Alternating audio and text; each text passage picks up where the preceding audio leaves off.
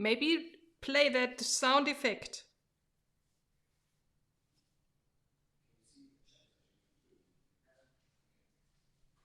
Yes, it's only 2 minutes. Just wait. You can write in your chat. Yeah. Okay. Is this camera?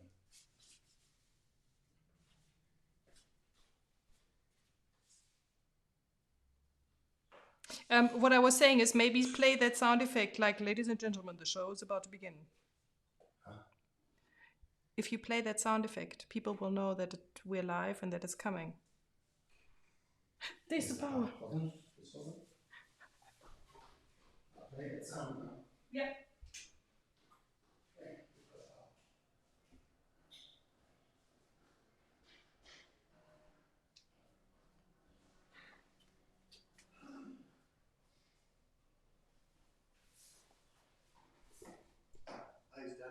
You did.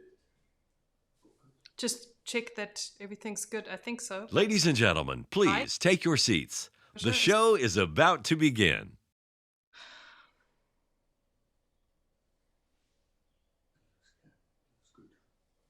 Thank you.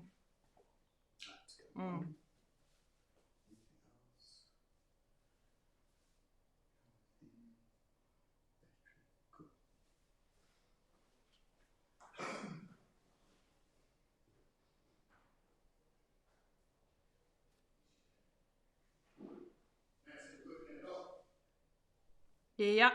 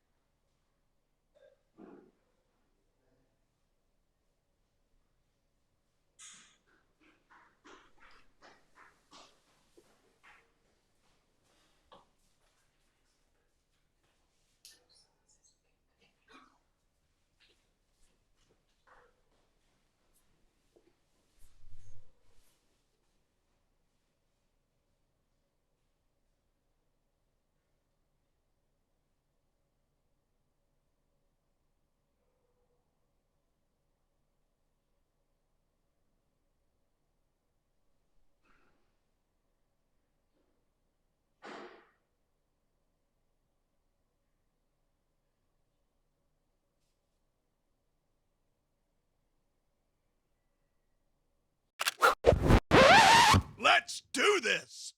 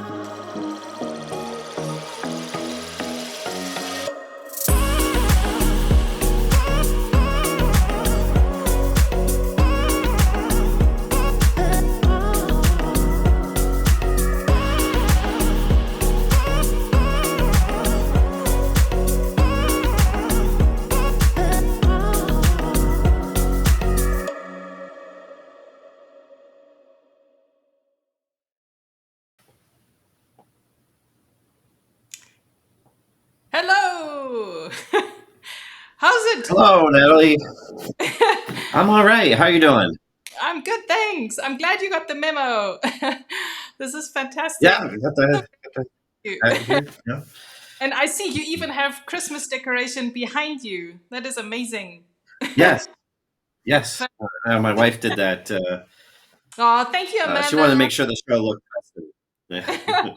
That is great. Thank you so much. Thank you so much, guys, for joining us. This is fantastic. We are here.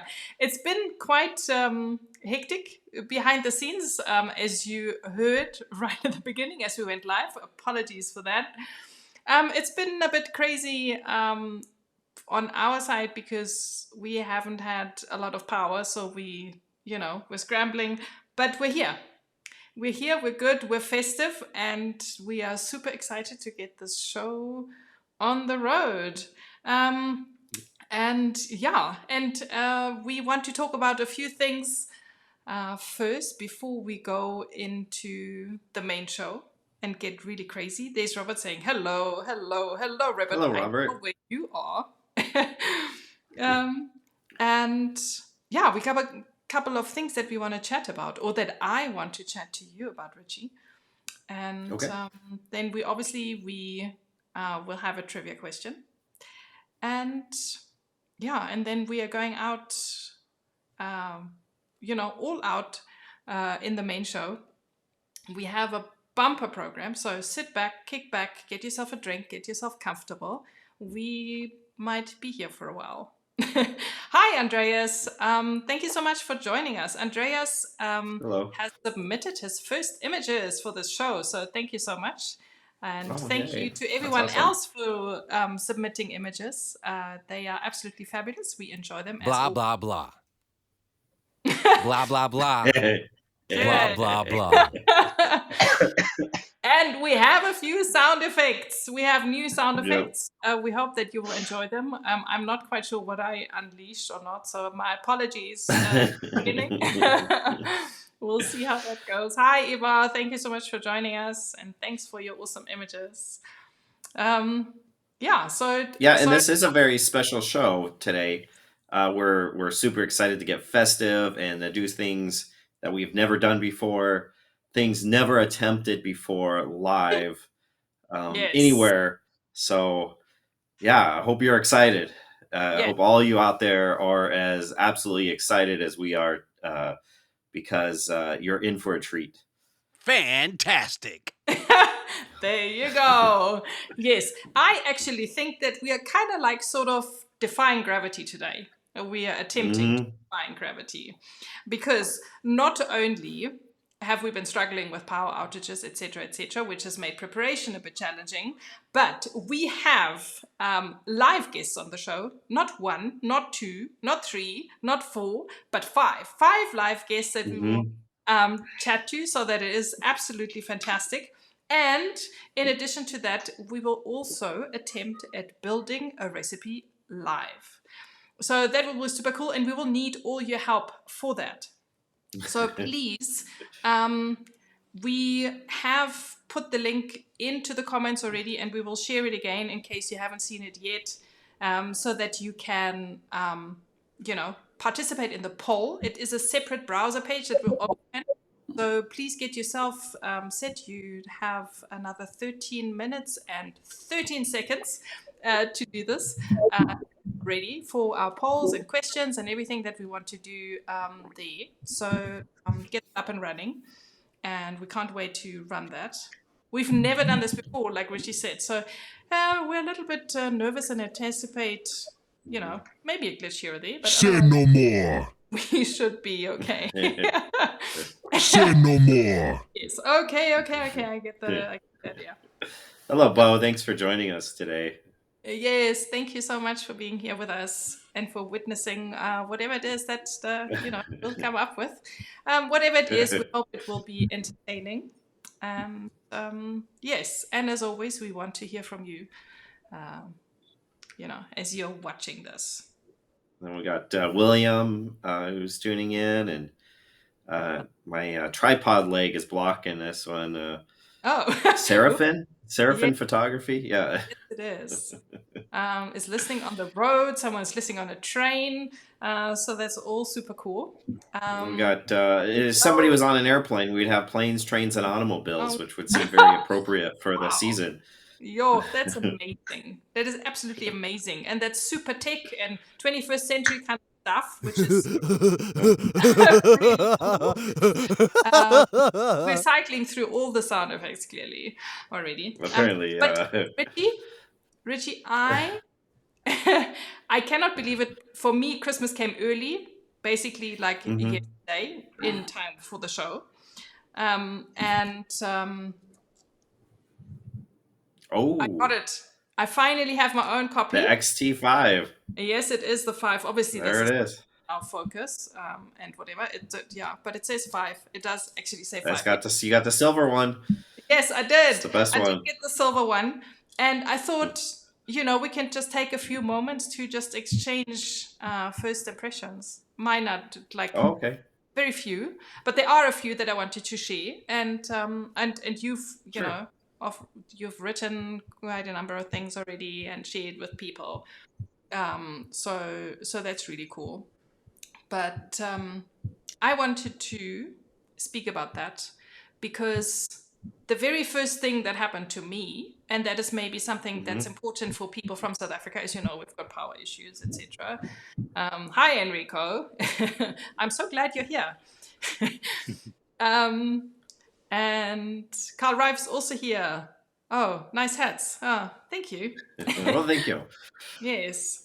And so what I've noticed when I, wanted to start up my camera, etc., that, and this is common knowledge because it was the same already on the XT4, that it doesn't come with a battery charger, but that you get a cable and you must connect your camera to the mains in order to charge the battery.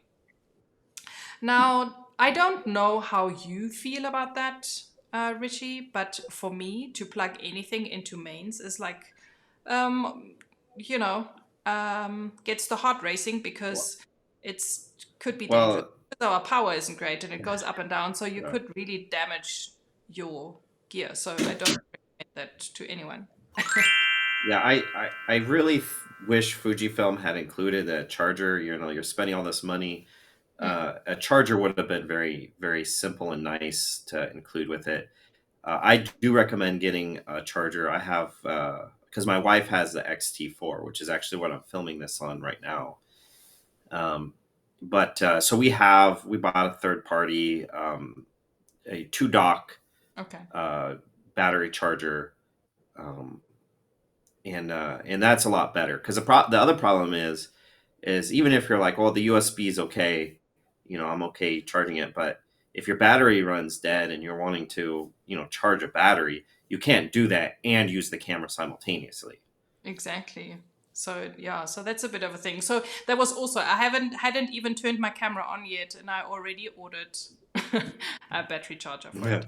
And just in case people don't, especially in our parts of this world, I do not recommend you charge your camera into the mains because our power supply is just not great. So you don't want to damage the camera. So that was the first thing that I really wanted to share. And I'm glad to hear that you also use an external battery charger. I think in general that is really good practice. And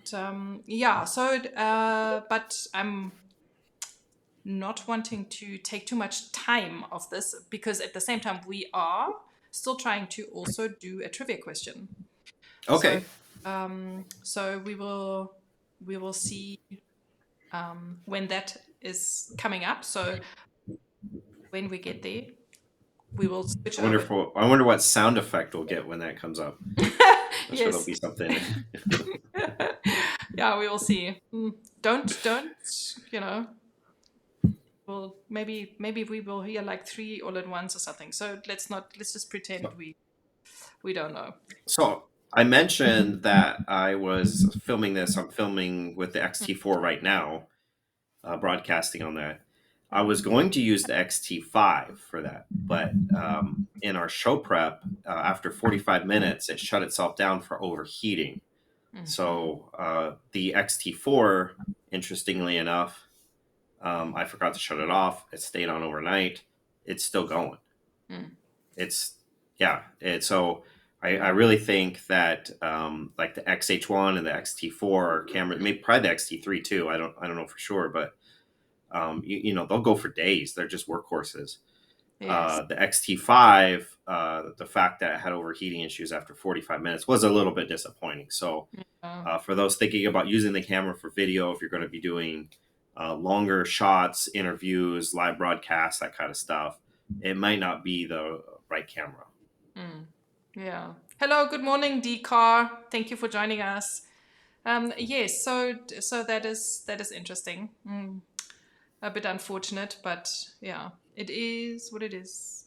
And but in general, I think you are also quite happy and excited to shoot. Shooting with it and to making recipes here, there, and everywhere. It's a fun camera. Yes. So because the funny thing is, because I had to wait for so long, and I read everything online and whatever, and I was quite anxious because there are so many, obviously when you review a camera, I guess you need to point out the weaknesses, etc., etc. So I was, quite apprehensive opening and checking it out and, this first feel or whatever. And Thomas says the XT5 is much smaller.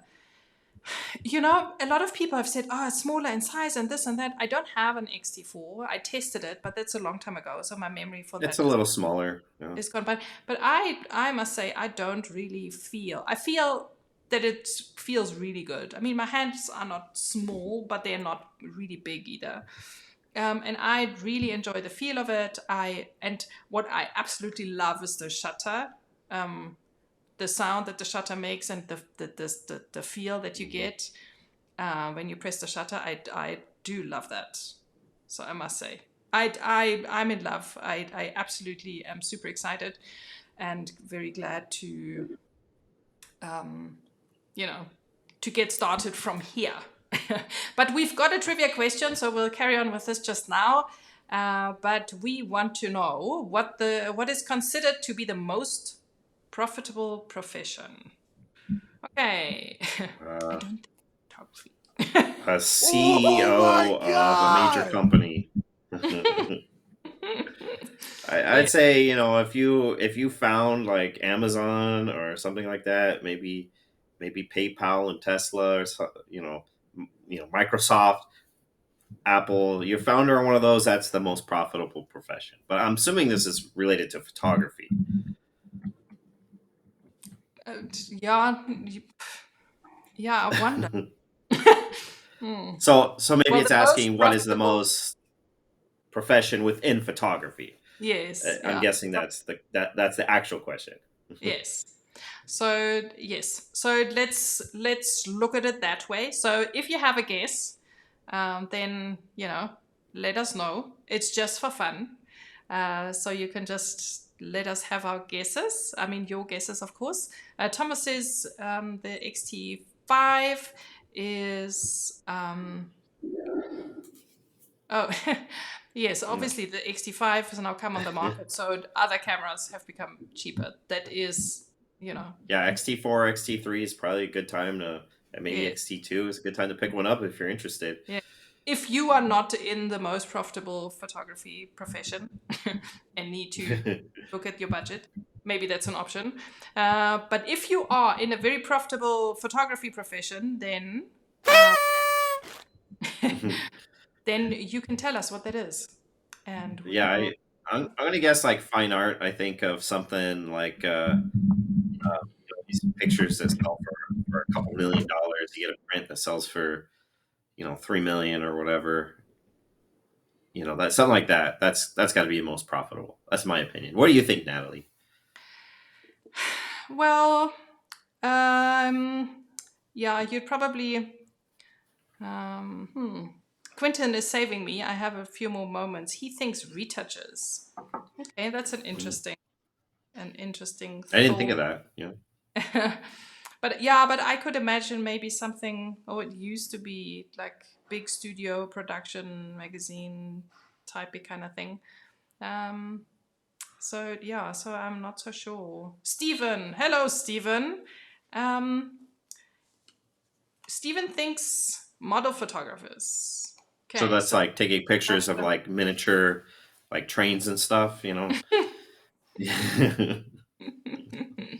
Could be interesting. That is not a bad guess. Definitely fashion photographers. Yes, Carl. Yes, fashion. Absolutely. Yes. I know. We're being festive. Yes. Yes, absolutely. Also, I know that Stephen has been caught up at work, but as we can see, he's now here. So, yep, all's good. All is good. Yay! Thanks for joining us, Stephen. Yes, Stephen will be on our show a little bit later. And it's already starting in just over a minute. How quickly did that happen? We don't even have the answer yet. Yeah, time is flying. Yeah, sorry, that was me and talking about the camera and the this and the that and everything. Andreas's guess is photographing celebrities. Yes, that's very possible. But let us, I actually have the answer in my hand. Let me just see which one it is. Do we have a drum roll? Do we have a drum roll? I don't know. Do we? Well, I guess not. Almost. So it says that marketing or social media is the most profitable photography profession in the 21st century. I guess so. I didn't think of that at all. But there you have it. I don't think anyone got that right. But that's fine. There is more guessing and more answers and questions and whatever coming your way. So stick with it. Bring us our comments. We are going to jump into the main show that we will be running late now because I can't finish speaking in 1 second. But that's okay. And yeah, we will see you just now in the main show. And I can't wait to get this party started. Thank you, Ritchie. See you in a minute. Let's do this!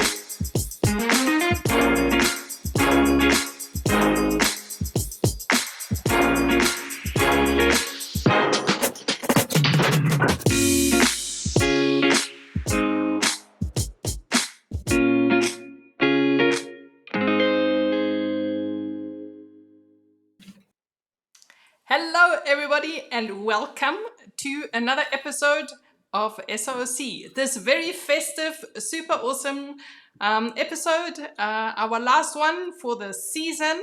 We are super excited to be here. We are so grateful to have you all here. Thank you so much for tuning in. It is an absolute pleasure and honor to be speaking to everyone out there.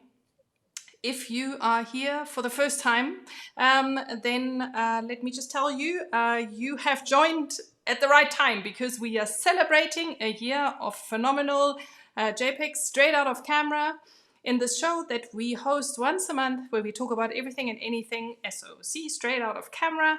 And I'm coming to you from Johannesburg in South Africa, and my name is Nathalie, and I am here together with none other than Ritchie from Fuji X Weekly, who is joining us from Phoenix, Arizona, and we are here for a bumper show.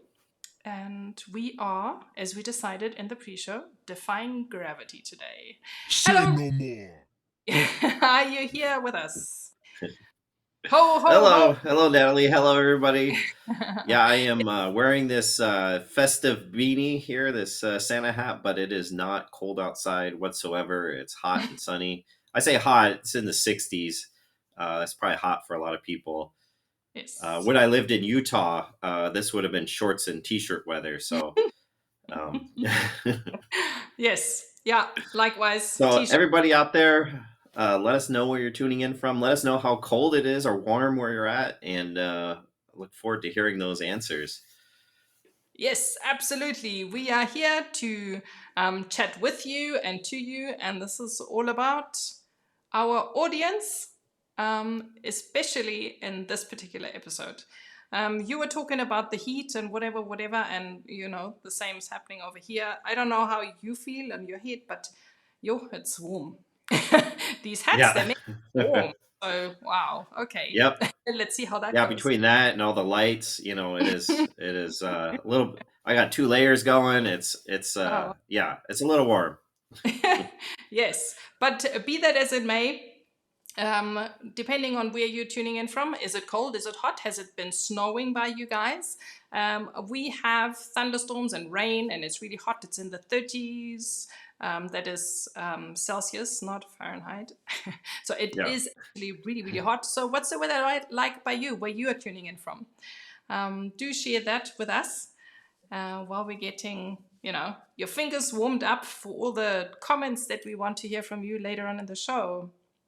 Aw, thank you, No Joe. way. Thank you so Thanks, much. Joe. This is great. Yeah, we've been festifying our intros a little bit. And Supography is saying it's been minus 15 in Norway. Wow. Okay. That's cold. That is very cold. And 3 degrees in Germany. Sorry, Robert. I'm sorry that it is so cold. It's a little chilly. I can recommend wearing a Santa hat that keeps you warm. And I wonder where Williams is tuning in from. 45. Oh, that's Fahrenheit. 45. Say no more. 7 degrees is also, not very warm. 53 in Maryland. So this is really cool. There's a whole lot of different kinds of weathers all around. Enrico, who I know is tuning in from Italy, has plus 13, so that's quite nice. Williams from Ohio, that's awesome. Mm-hmm. Nice. Is that where the fog was? Is that international? The fog? Yeah, I don't remember. I don't know. Maybe there's fog there. Is there fog there? I love photographing in the fog. It was actually foggy here a couple days ago, and it was so nice. It's very rare that it does that.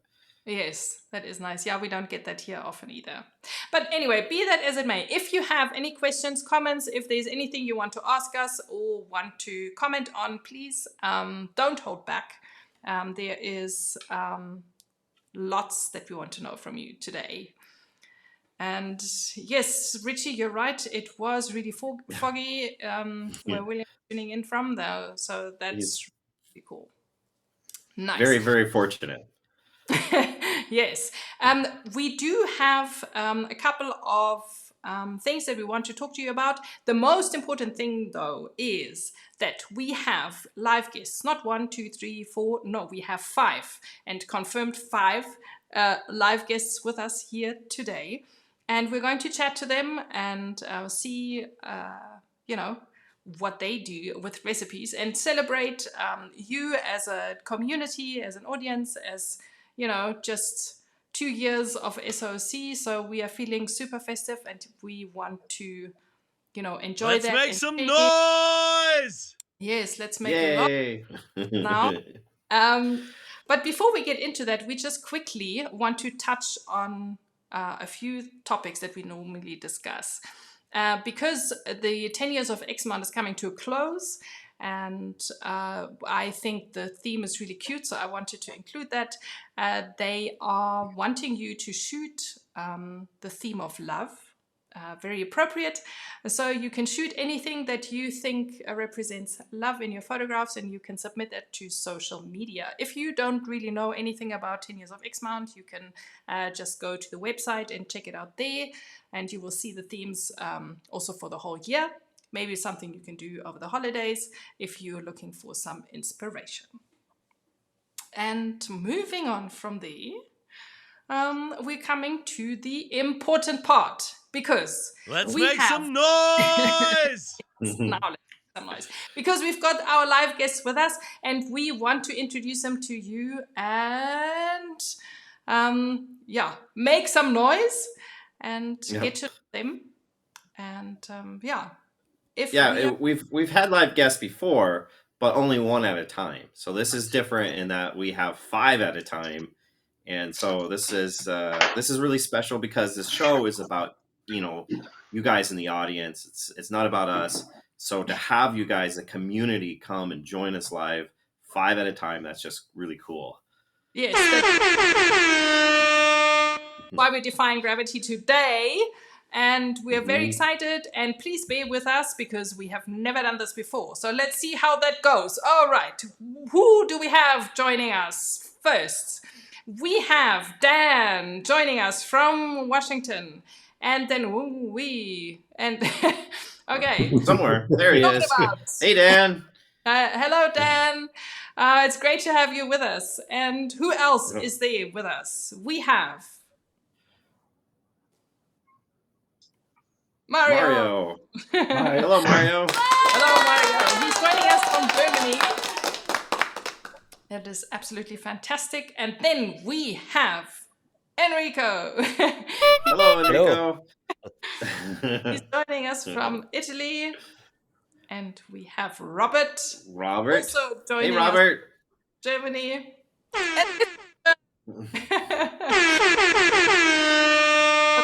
Stephen, thank you so much. Thank you guys for being here. Hello, Stephen. Yes, I'm very glad to see you, Stephen. Stephen was caught up in some work and had to dash over here quickly. So blah blah. You made it just blah blah blah. Blah blah blah.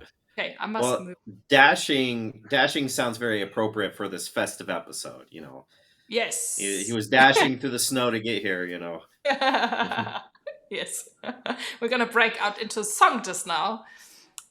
Yes. Yep. And then I also wanted to quickly mention we were supposed to have 6 guests on the show, but unfortunately Simon, who was supposed to be our 6th guest, he fell ill, and he's really sad that he can't be with us here today. But we wanted to give a shout out to him, and we hope that he's feeling better very soon.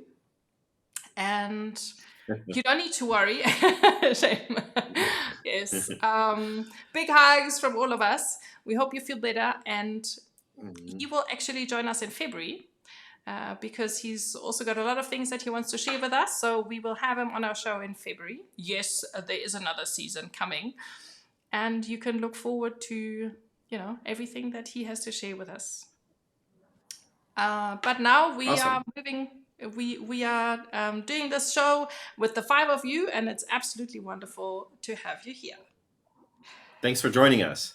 Yes, thank you so much.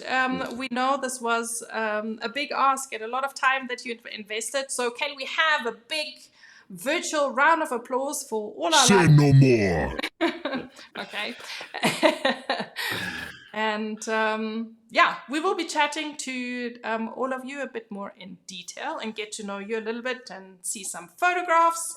But let's make some noise. There we go. Let's make some noise for all. Some digital noise. Yes, exactly. Okay. But we are going to move on. Hey, David, who's also been a guest on our show before, says that's an awesome lineup. Yes. Thank you. I think so too. And we should jump in and start with our first 2 guests. What do you say, Ritchie? Yeah, let's do this. Let's do this. What's that sound effect? We are the sound effect show today. Be with us. Alrighty-ho, there we have, nice and big and in color, Dan Farrow, who's joining us from the States. Another warm welcome to you, Dan. And Dan is actually, he shoots on a GFX mostly and straight out of camera, so that's really cool and different. He shoots a lot of street photography and has a YouTube channel, so you need to check out his video. And then over to Mario. Yep. So Mario is joining us from Germany. Let's see. I got his bio right here. So, he's married and has 2 children. And, no way. Yeah. Yes, I have 4 kids. So yeah. Anyways, but it's not about me. Mario. He started out with a Sony A6400 and a couple lenses, but never happy with the output. And then he switched to Fujifilm in May of last year. So welcome to the club, and he's got a Fujifilm X100V that he's using. He used to photograph Scotland. I don't know if I've seen those pictures, so I need to see those pictures, Mario. You're in for a treat, all of you. Yeah. Ho, ho, ho. Well, thank you for joining us today, Mario and Dan. We're excited for have you on here and for this episode. And so this is all really, really great. Yes, that is fantastic. And we're going to have a look at Dan's work first. And before we get started with that, there's a little clip that Dan has agreed to us sharing, which is a bit of an oh no situation. And maybe some of you can relate, because when we get photographing, we get very excited and maybe then we forget what's all around us. I know how that feels, Dan, don't you worry. So let's share that clip with you and see what happened to Dan.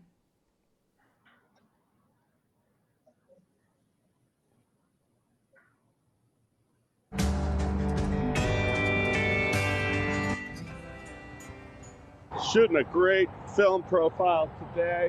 Ektachrome 100 SW, Fuji X Weekly. I have no idea. We're shooting it on a GFX. Let's see how it works.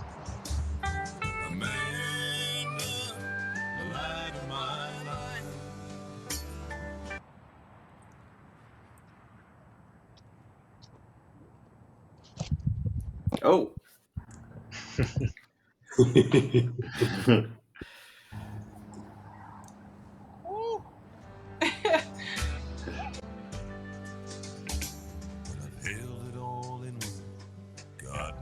I've tried, but it's an awful awakening in any man's life to look in the mirror in total surprise at the hair on my shoulders and the age in my eyes.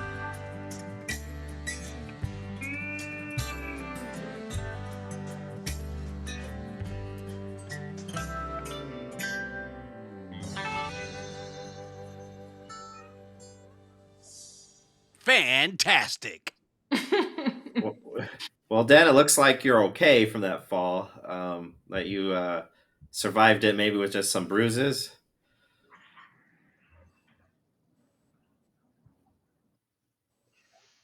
Okay, while we're getting Dan's sound on, just be for a second. But yes, it's. I hope he's okay. I think he's fine. You can see the whole video on his channel. So go and subscribe to Dan and show him some love for that. Yeah, give him some thumbs up and maybe a comment or two on his videos. Yes, absolutely. And then obviously also on the photographs, because he went out shooting the recipe that, all of us have been shooting for this last month. And, the images, I think they're really cool that he showed in there. And we will look at some more images just now, as soon as Dan found his voice. And then, I think while Dan is looking to find the sound, we will hop over to you, Mario. Hi. Do you hear me? Great. All right. Hope you're not too cold. You look like you're nice and warm and comfy there where you are, even though it's cold outside. Yes, in my room it's warm. Fantastic.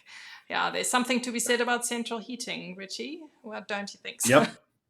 Yeah. Well, here it's almost air conditioning weather. And by us, it's just the temperature, whatever it is outside, it's inside.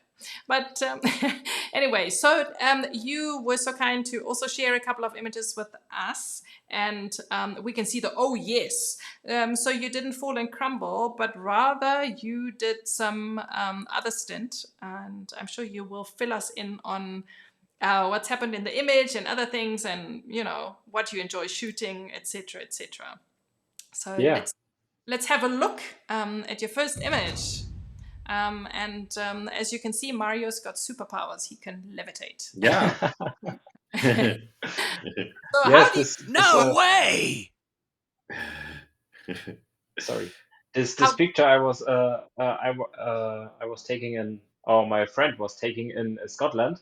We were there at the end of October and made a trip there for a weekend. And yes, this was top north of Scotland. It's named John O'Groats. Probably some of you know. And I was there 6 years ago, and it was a good memory for. Yes, it was a great journey and also a memory. The journey 6 years ago. So yes, it was quite a fun. And yes, we made this picture there. So I think I love to capture the moment, some moments which are unpredicted, and but I also like to somehow pose for a picture, and this picture was posed, but yes, it's like I want to frame it for myself. Yes. Yes. Yeah. So I like to take definitely. photograph. Yeah. And tell me, so you have been shooting this on Ektachrome 100 SW already, and you're shooting with an X100V, and I think there it is. It's nice. There it Little is. Let's camera. make some noise! And so you shoot only straight out of camera mainly, or what's your favorite? And how do you create your image? To be honest, my favorite recipe is something like Kodachrome 64.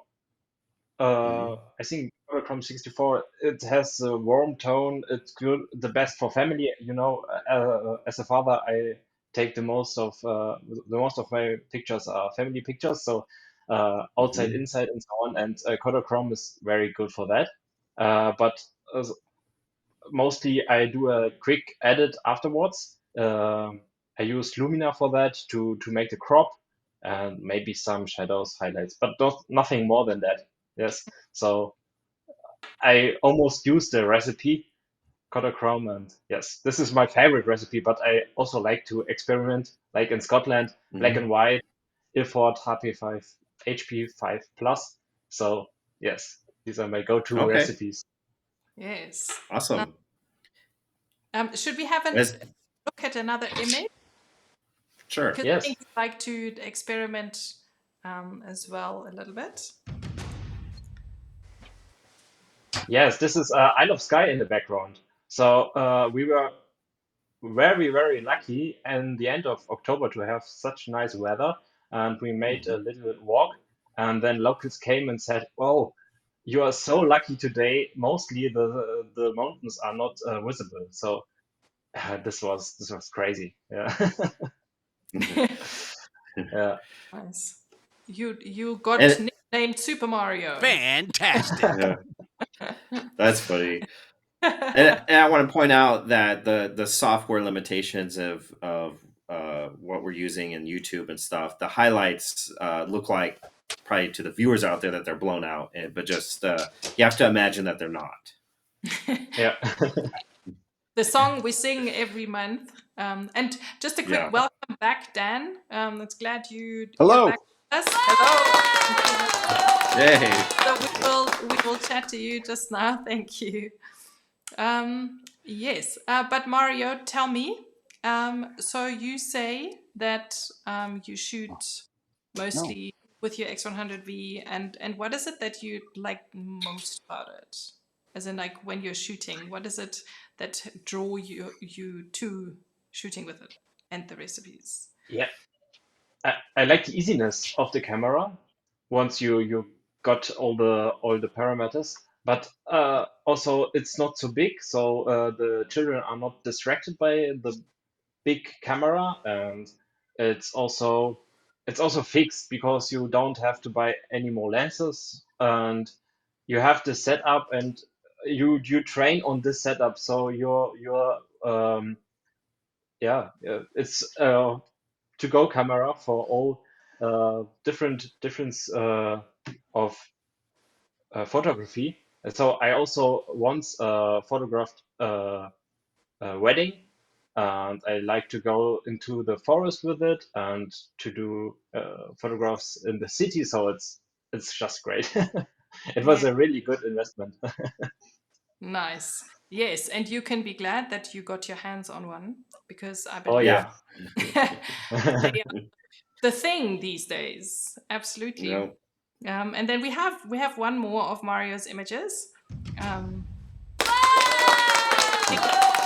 nice, such a nice travel scene and a beautiful, landscape, obviously. Yes, it's also in Scotland. This is Scottish nature, Scotland nature. It's very, very crazy. It's just to enjoy. Yeah, I love that you included yourself in the picture. That's really cool. Yeah, I do think it's very, very, very nice, and I'm sure there is lots more to talk about. But I think for now, thank you for sharing that with us, Mario. It's really, really cool to hear from you. And it's also thank you for the invitation. Let's make some noise! Everybody, thank you to Mario. And let's hop over to Dan. Thanks, Mario. While he's here. Bye. And apart from the video that we've seen, he's also prepared a couple of images because, like we said, he shoots with a GFX. How is that for bookends, going from an X100V to a GFX? Excellent. Dan, over to you. Why do you shoot with a GFX? My primary camera is actually an X Pro 3. It's just the last 4 or 5 months that I've been experimenting with the GFX, and I shoot it a lot like an X100V. I mean, it's a 45 millimeter f2.8, which really puts you at 35 millimeters. So it's just a massive sensor on, 100V. That's how I use it. So. That's so interesting. That is really, really cool. And and you shoot straight out of camera most of your stuff as well. Every chance I get, it's so much easier not to edit. For me, seeing the recipe through the light there and then is really important, because you get to see how the recipe interacts with what you're shooting and adjust your exposure and get all that, get it framed up, and it's a fabulous way to shoot. Mm-hmm. And what do you enjoy shooting most? We're looking at a street scene here of some sort. I'm limited in my range that I shoot, so I shoot everything I can walk to, everything I can get to. I do photography of. Okay, that's very nice. And what are we looking at here? Your black and white image. That's with the X Pro 3, shot with Mark Adams' M10 monochrome recipe, which I really love because it eliminates all of the digital noise and the grain. It's a very smooth kind of uh, clear black and white. This was done with a slow shutter No intentionally. way! Yes, and my goal in doing ICM, which is independent camera movement, is to still capture the presence and everything about the scene, just confuse it a little bit with some motion and get those blacks in there, which is really hard to get black in straight out of camera. For me anyways, it's hard to get those really dark black tones. So I was happy with this because of the long exposure and how it all worked out. So just a fun shot. Mm-hmm. Yes. Lucky shot. Yeah, I love the movement. And in the trend nowadays, not I'm saying you're trendy, or trying to follow trends, or anything like that. But the trend is for images that aren't sharp, right? That have blur and motion and all that. That's what's really in right now. And so, this image is really great, and falls within that really well. And I see a lot of these blurry images that aren't tack sharp, and they're not as good as this. They don't have the emotion that this one has. I mean, sometimes they do, but a lot of times they just look like somebody didn't know what they were doing. But this looks like it's very intentional, and I hope this is coming across. I mean this as a big compliment. So no, I hear you. Yeah, that's awesome. Yeah, so it was very intentional. In fact, I can even go further into it that I know I had an ND filter on there to get that shutter down. And oddly enough, I used a flash, which I think is where some of those sparkles come from. I had a little Godox flash on top of the X Pro 3. And I think that kind of gave it a little bit of spark of sharpness, maybe where if it were all blurred throughout, it wouldn't have, perhaps. Yeah. Yeah. So fantastic. That he also finds that underexposing helps with straight out of camera. Yeah. So yeah. So thank you for sharing that. Sure. And then we're looking at some other good stuff here. This is Captain Look, straight up. It's his 0 hour recipe. I love Captain Look. Emmanuel Sanders does some really intricate, fun recipes. And this one involves an FLD filter, which is a fluorescent light meant to counter fluorescent light, yet the recipe has fluorescent light. So the recipe contradicts itself, which is really interesting what you can capture within it. And then I've also got a 10% Cine Bloom on there as well. And this is just a scene that I walked up on, and it's one of those where you go, oh my gosh, the lights, the people, you just almost freak out because there it is, and I got it. So I was really happy with the straight out of camera results in that, and it's a very moody kind of photo. Fantastic. Yes, I just wanted to say that. And you clearly enjoy experimenting a lot. Yes. We can tell. That is great. Yes, and you're inspiring Robert to also try some camera movement. So yes, let's all do that over the festive season. But we have another image, and that one is shot with the recipe that we've shot with this last month, the Ektachrome 100 SW. And I believe this was created during you making your video that we saw at the beginning of this. Let's just slide through to the next image. There it is. And you, so tell us a little bit more about this. It has more to do with the light. than anything. I think I really liked how the light was hitting the tracks, and this is with the GFX, and it's that 4:3 aspect ratio that I really have been enjoying in the GFX, and I love the compositional options within that 4:3 frame, and it's just larger than life sometimes. And so this is one of those that really accentuates the reach of that 4:3 frame, and you can just see it heading off into Foreverland. And then the way the light hit the tracks, and it still had, I loved how the Ektachrome worked in the brush and stuff off to the side, because it really gave it a nice wintry kind of glow. The Ektachrome was really fun to shoot. I really enjoyed that recipe on the GFX. It worked quite well, and in fact, Ritchie, you tuned me into that as to how to make compensations within the GFX system to make the recipe work, and you were spot on, dude. Okay. You're awesome, man. Well, thanks. And this is a really lovely image. Absolutely love this photograph. It needs to be printed. I hope it is. It needs to be hung on a wall somewhere. That's the other thing with the GFX, is I wanted to get a JPEG file that was absolutely massive, and that medium format really calls for a big print. And so that's been one of my goals with the GFX, is to get some of those really great light shots that I can print out in a large format, and really have my way with it. So nice.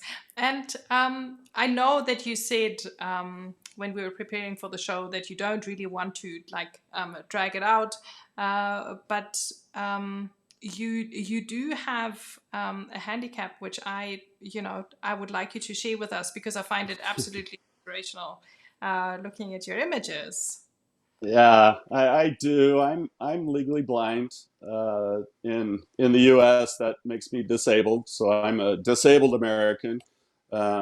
As of about 8 years ago, I through that, you lose a lot of ability in life. You have to decide kind of what you're gonna not pursue, and then what you are going to pursue. The photography that I had already done, and if I stay sharp and practice and keep working composition, trust the camera, trust the recipes, trust the light, I can do photography. I see not great, but I see okay through an electronic viewfinder. That's all I use. I don't use an LCD at all.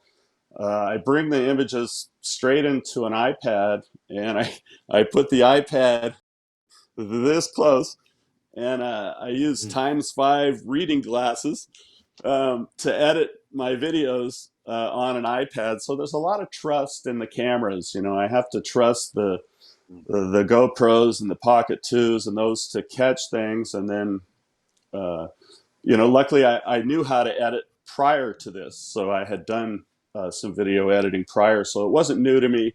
And so basically I'm just constantly fine-tuning the skills I had, honing them in and directing them towards photography. So. Thank you for sharing that, Dan. I mean, that's really amazing. Yeah. That's incredible.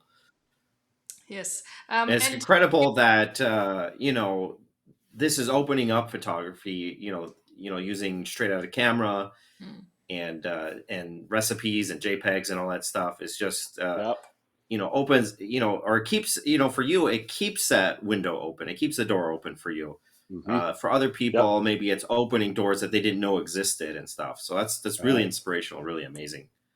Yes. Yeah, I really enjoy, like I said, seeing the light through the recipes is really key for me, because it really sets the scene, and I can, make adjustments to that. So, and I'd much rather learn about all of that beforehand, before I go out, than deal with it in post-processing. So there's that part too.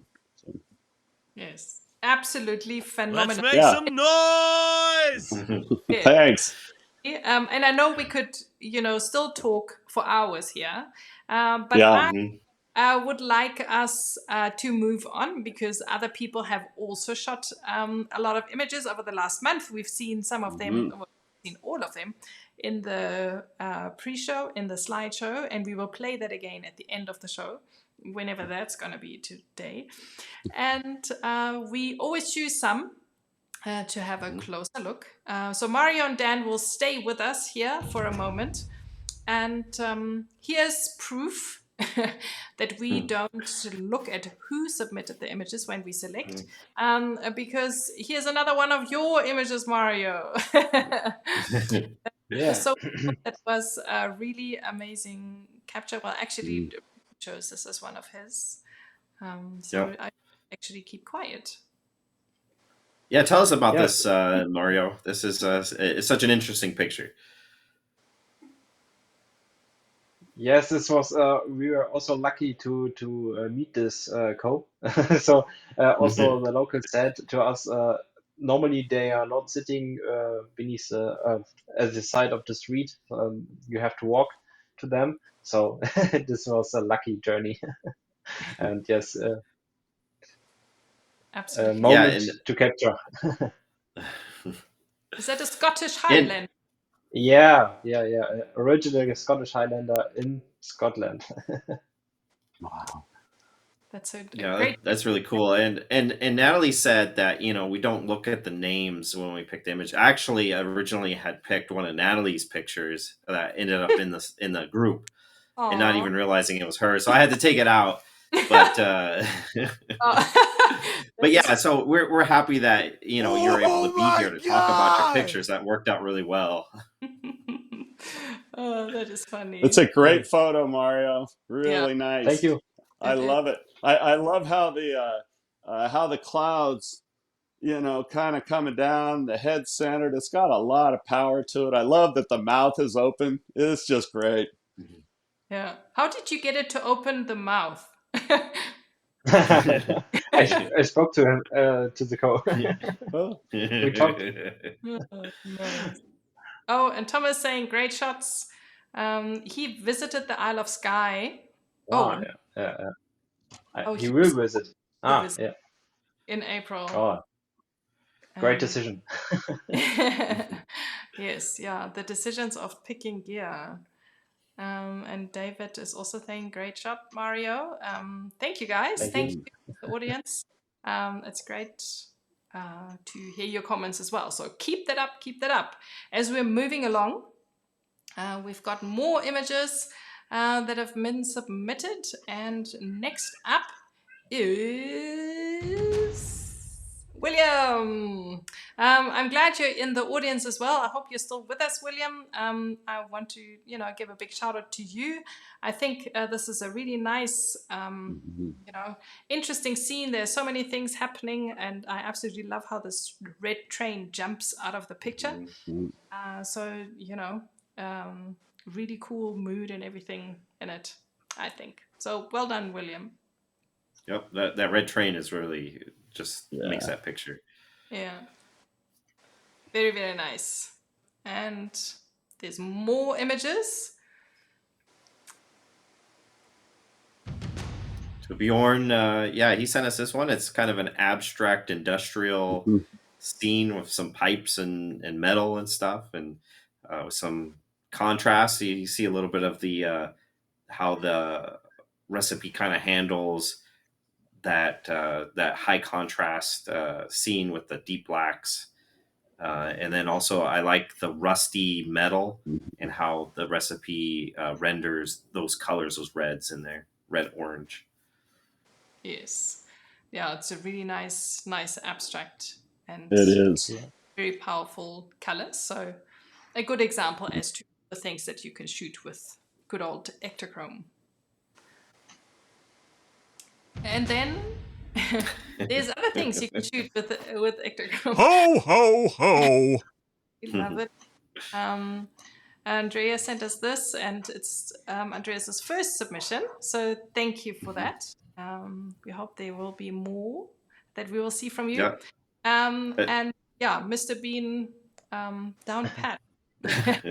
Love Mr. Bean. Yeah, it's such a funny show, and I know it's not Rowan Atkinson, but you know, it's somebody dressed as very, very convincingly as him. Yes, and looking convincingly too. Say no more.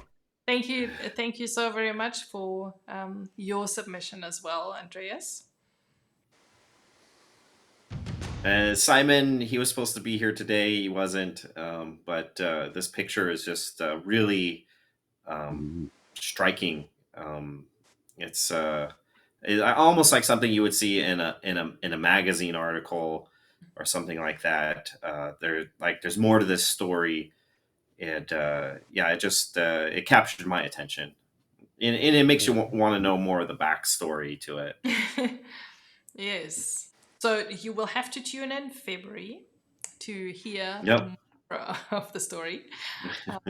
Yeah, but I think there's just so much to it. So very well captured. Very nice picture, Simon.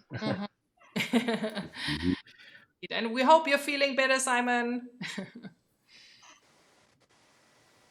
And moving on to the next image. Oh, there's Andreas, Mr. Bean. Yes, he shot that at the Comic-Con in Stuttgart. That's very awesome. cool. You can see, if you want to see more, there are a lot of images on his Instagram. And and Comic-Con is always a really cool, event. I think they happen all over the world. So it's a really interesting place to go and take pictures. And the image that William had submitted is Canal Street in New Orleans. All right, very nice. Awesome. I would guess this is in the Caribbean. So, but all it's right. Almost. It is a great pleasure, Andreas. Indeed. Alrighty, moving on to the next image. We have a submission from Christian, who sent us this, and I thought it was really to look at some night pictures as well, just to see, I love the composition and, and just the general mood is really, really nice. So well done. Yeah, the blue light really makes it for me. It is such a classic, gradient of blue just right there in that third. I love it. Yes. Yeah, I've always heard, I said this before, that every photograph should have like a little surprise in it, a little extra thing that you might not expect there to be there, and for this image it's the blue light. Yes. The blue surprise. Yep. Nice. Thank you, Christian. Thank you for your submission. And that brings us to our feature image. Dan, another great image of yours. Wait. No, I don't. Oh, Dan Allen. So it's another Dan Dan. Allen. Yeah, different Dan. I wish that was mine. That's fabulous. It's Texas hot. That's what it is. Oh, it's great. Yeah, that's really cool. I'm sure that Ritchie's very happy to hear that as well. And probably. Yeah. And this shows you, and Dan says it right there, this recipe is great at night with city lights, and that's absolutely true. Many, many years ago, I actually used the film, the Chrome 100 SW, for some night photography, and this shot here by Dan Allen reminds me a lot of those pictures that I took so many years ago. But what I love about this picture is just all the different colors the lighting is great, the scene is great, but all the different colors that are in there just really pop, and it's really nice. Definitely eye-catching. And apparently this restaurant is 101. No way! Amazing. Wow. Yeah. Thank you. Well, this is really awesome. Oh. Wow. He just quickly snapped that. What fortune, Yes, yeah, at the right time in the right place. Steven's nice shot. Yes. I think we are all now like, ooh, I gotta try that. Oh my God! Right. That's funny. Jorge has a very good sense of humor. Does this restaurant have very good recipes? Well, I think it's probably got hot recipes. Yes, but thank you everyone for submitting your images. It's absolutely phenomenal. Yes, thank you. What you can come up with and create with those recipes. Yes, big up. Yeah, big round of applause. Yeah. And we will say thank you in our live draw a little bit later when we get to it. But now we are going a little bit funky here on the screen as we are resizing our frame. We are going to say goodbye to Dan and Mario for now. They will be coming back, but we will, chat to you again. So thank you for your images and all your stories, and we will chat to you later. So thank you. Thank you. Thank you also. Yep. We'll see you soon. Hey. Yeah, guys out there in the audience, show Dan and Mario some love with some kind comments. Yes. And they can, now go and breathe and take a sip of water or coffee or whatever. Get the pulse down again, and then we'll check you a little bit later. Thank you. See ya. Alrighty ho. And I also want to quickly give a big shout out. Oh, there's Enrico already. Hey, Enrico. Hello. Another Christmas hat. How are you doing, Enrico? It's so great to have you here. Well, thank you. It's a pleasure. In the absolutely beautiful area of Tuscany. I love Tuscany. So, So it's wonderful to have you here. And Enrico, I believe you have been shooting film. This is how you learned. You also had a father who was very passionate about photography. I could so identify with your story. That's nice. And you shot on film, and I believe Kodak disc camera was your first one.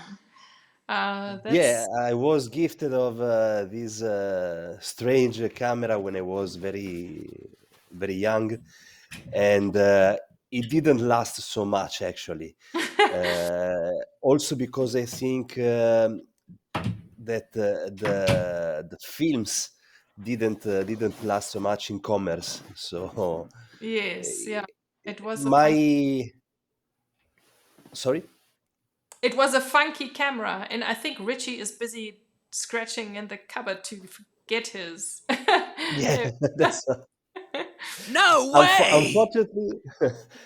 Unfortunately, mine was destroyed when I was a kid because I liked to open it up and see what was inside. So it got lost. But since then, you've been moving on. Maybe I need to send this to you. It'll be a Christmas present. Oh.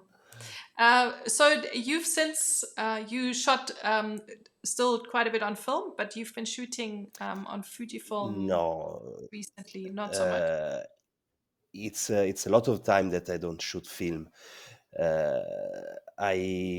My first digital reflex was in 2008. It was a Nikon D90. And I used it until 2019, more or less.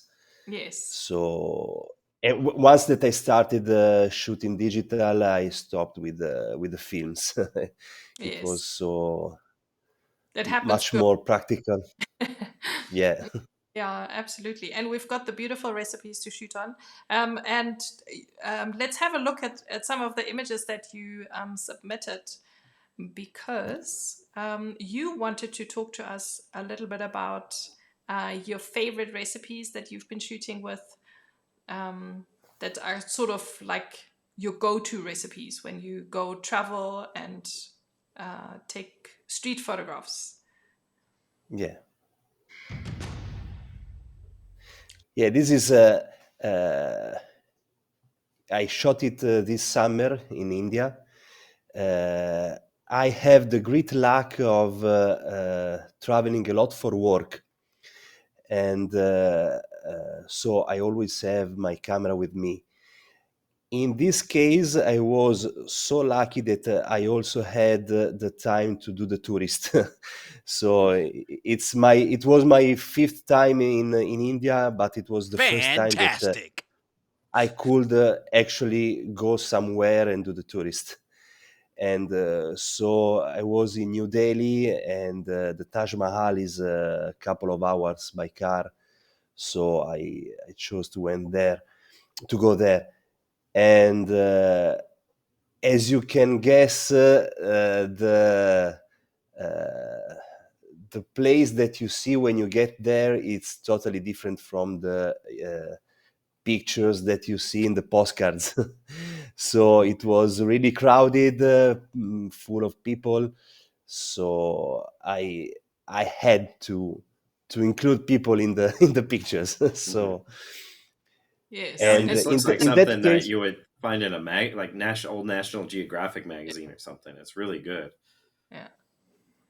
Yes. yeah, it was nice to see all these people taking care of the monuments, and it's also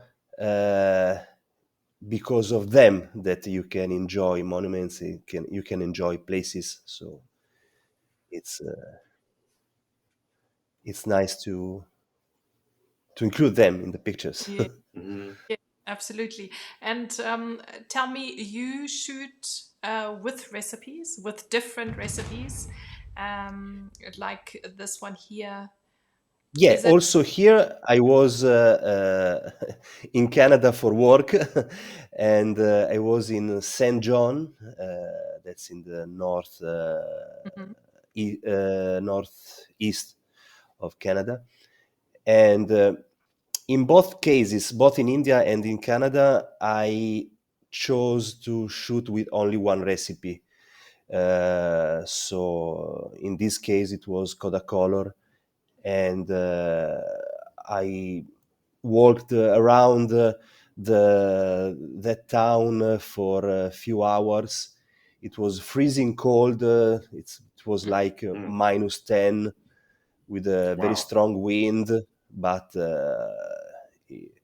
I couldn't just stay in the hotel like my colleagues.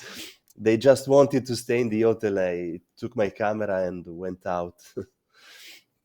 Yes. Oh, there's a fantastic comment from Jorge. He's saying, I find it really difficult to photograph places like that. I think he's probably talking about the Taj Mahal and, a touristy place. You've got this image in your head that you want to shoot, and then, you've got all these people. And he says it's an excellent perspective. Thanks. Which is whenever you're Thanks a lot.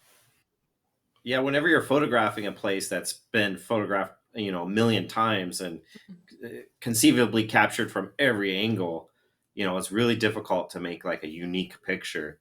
And I always try, and I'm sure everybody out in the audience always tries, but most of the time you come away with the same pictures that everybody else has. So it's great job coming out of that with something that's really unique.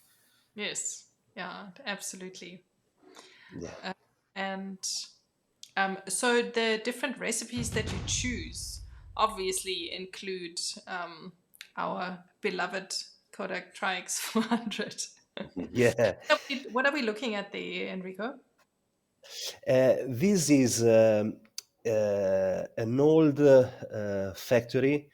They produced sugar from, I don't know the English word for that vegetable.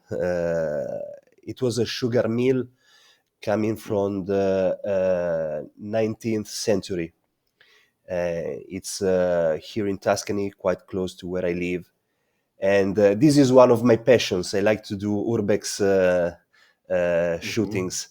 So sometimes I actually search for them. Sometimes me and my girlfriend, she's also a very good photographer and better than me, I should say.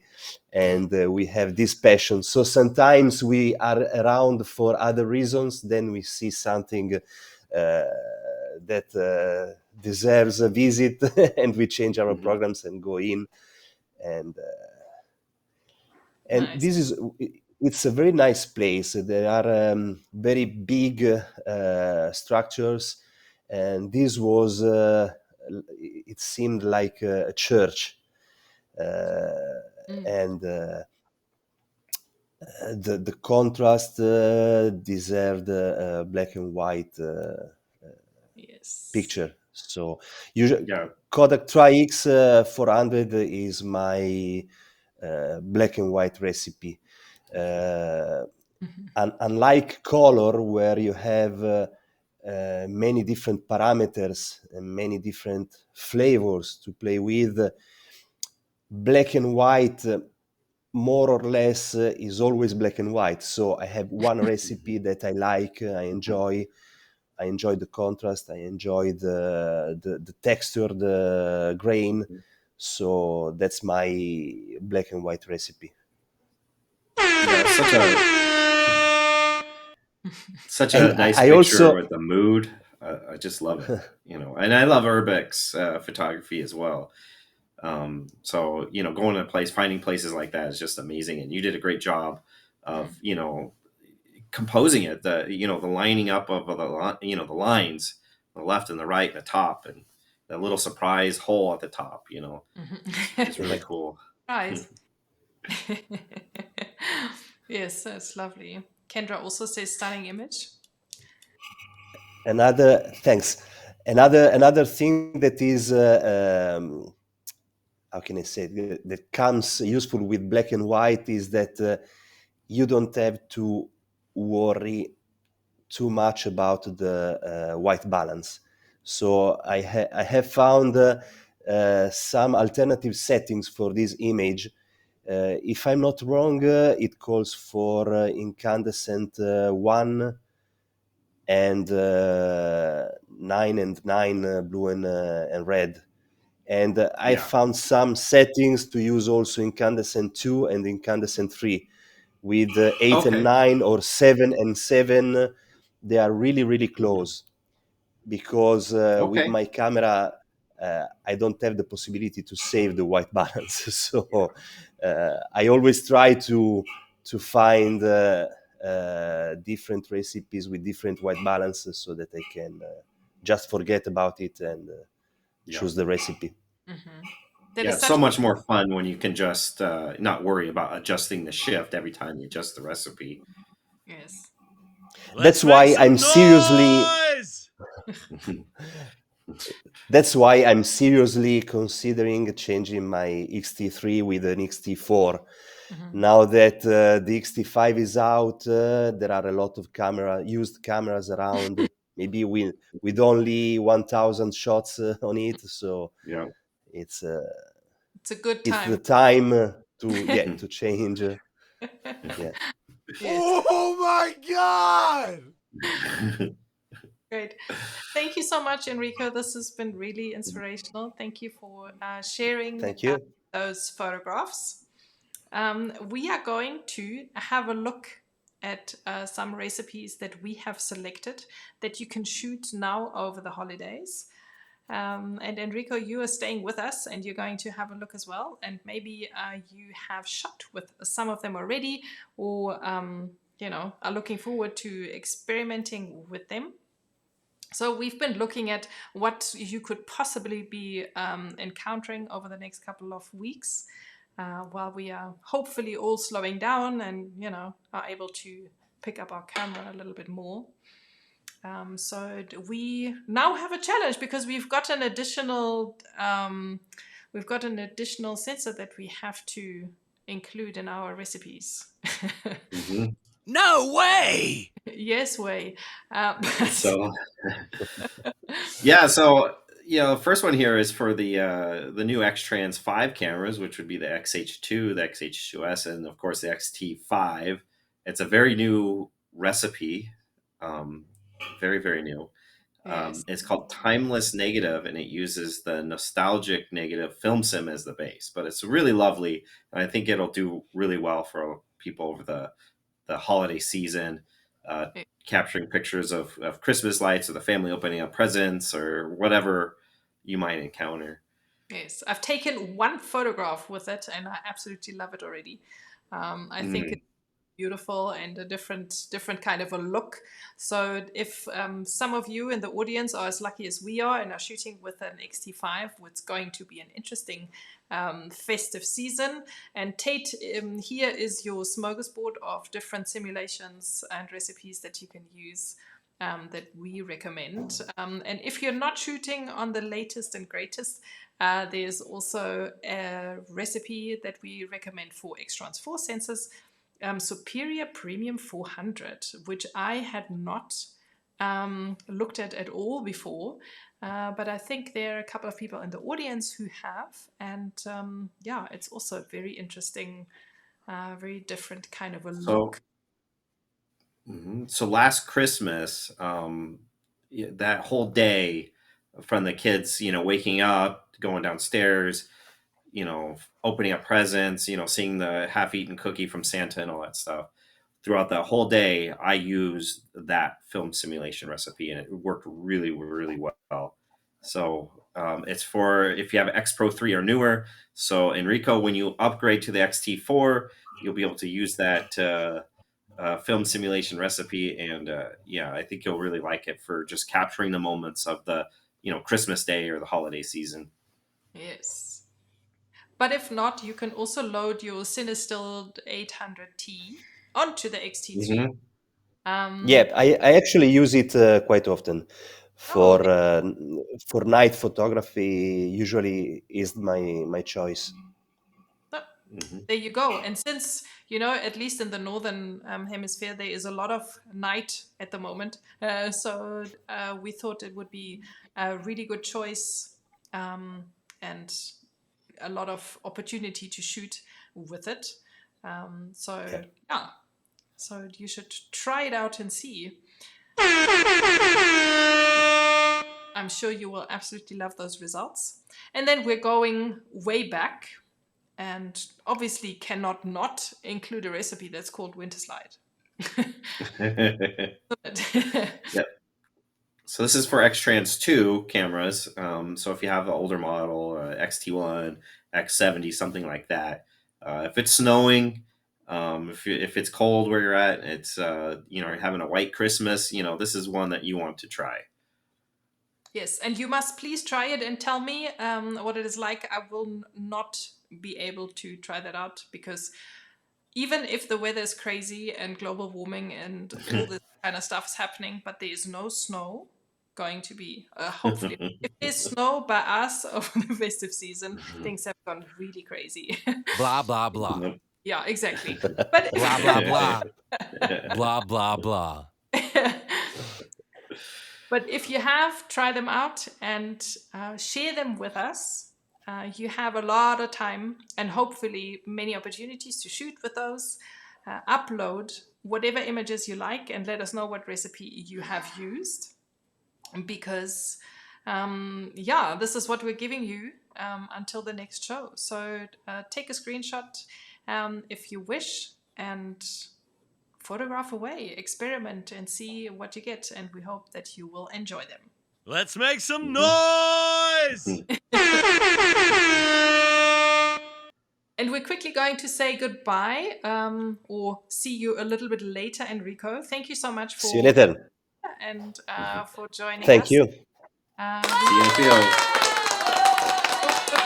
Well, before you go, Enrico, I wanted to ask what are you recording on? Because it's got this really cool, like vintagey look to your video right now. And are you recording this on anything special or? No, it's the webcam of my laptop.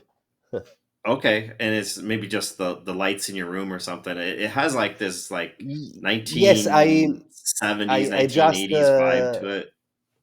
Yeah, I just placed because this is my living room and kitchen, so I have a light over here that's too strong. So I placed a light in front of me. So probably that's the reason why it gets a different effect. Yes. Yeah, maybe it'll be the inspiration for a film simulation recipe. Yes, Ritchie is taking Fantastic. right now. Excellent. Thank you, Enrique. We'll It's see a little you. bit cold. Yeah. We'll see you soon. See you. Yes. See you just now. And we have waiting in the ranks. I hope they're still with us. They are. And You've been patient. Yay. Hello there, Robert and Stephen. Thank you so much for being here with us, and thank you for waiting patiently. Robert is joining us from Germany. And yeah, Robert is shooting also a whole lot of straight out of camera stuff. And I think, Ritchie, you have a few notes here on the side. I have. Yeah, I have the bio. Tell us a little more. And so Robert says that he has too many hobbies and is a lazy perfectionist. And I can relate to that. I picked up a point and shoot camera. Yeah. Picked up a point and shoot camera in the 1990s and then moved to digital, a compact digital camera in around 2003. And then in 2013, started shooting with a DSLR and then joined the Fuji X system in 2021, just last year. Okay. He likes to shoot what he likes to shoot. Just likes to be in the moment. And let's see here. You mostly photograph nature, man-made objects in nature, cars, motorsports, cityscapes, and do color photography. So that is Robert, and we appreciate you joining us today. Yep. Yeah. Thank you for having me. Yes, it's great. It's great to have you, and it's also great to have you, Stephen. I hope you've had a bit of a chance to catch your breath after you had to rush, from work, since it is the middle of the day for you. So thank you so much for making time and for being here again. For fantastic. Our regular viewers, you will know that Stephen's been with us before. Had a fantastic chat the last time and looked at some beautiful images. Stephen, you shoot both. You shoot digital and you shoot film, and a lot of surf photography. So I'm looking forward to what we'll be treated to today. I mean, I know, but I hope that everybody in the look forward to it. And we've taken a bit of a different take on your images, because you don't want to talk to us about recipes in particular, but about different lenses. So let's start with Robert.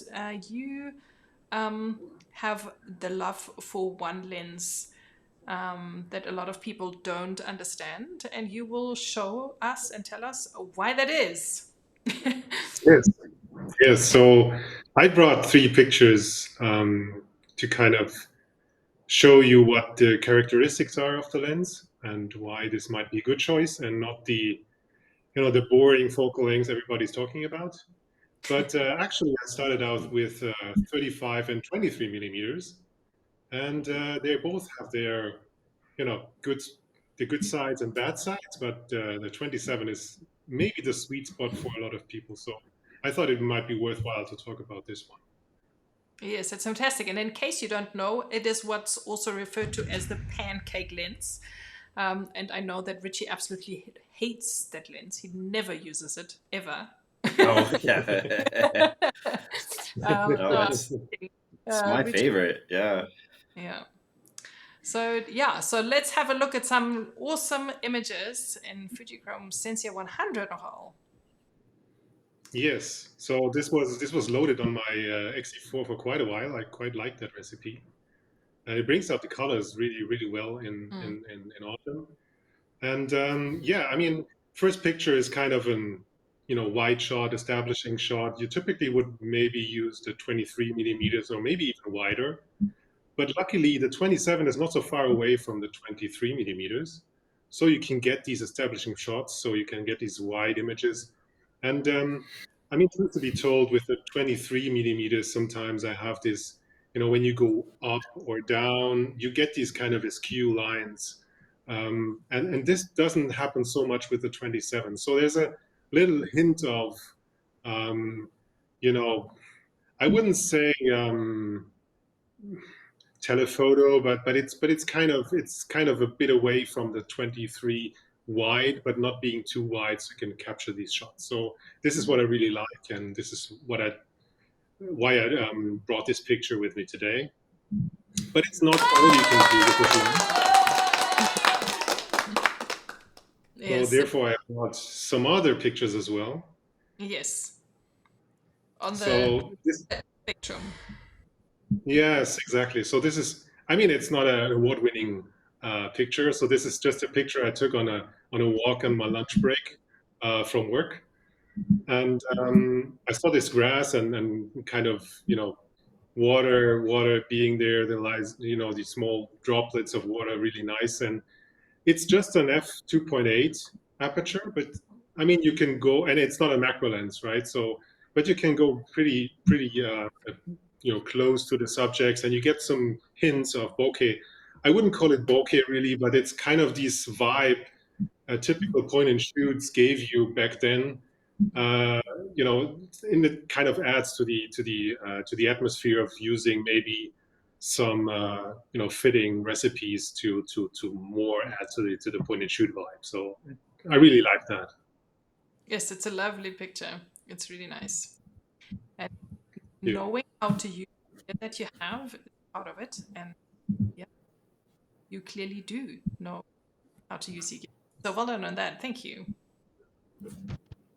Yeah, and the last one, I mean, Ritchie kind of hinted at it. I like car photography, classic cars, motorsports.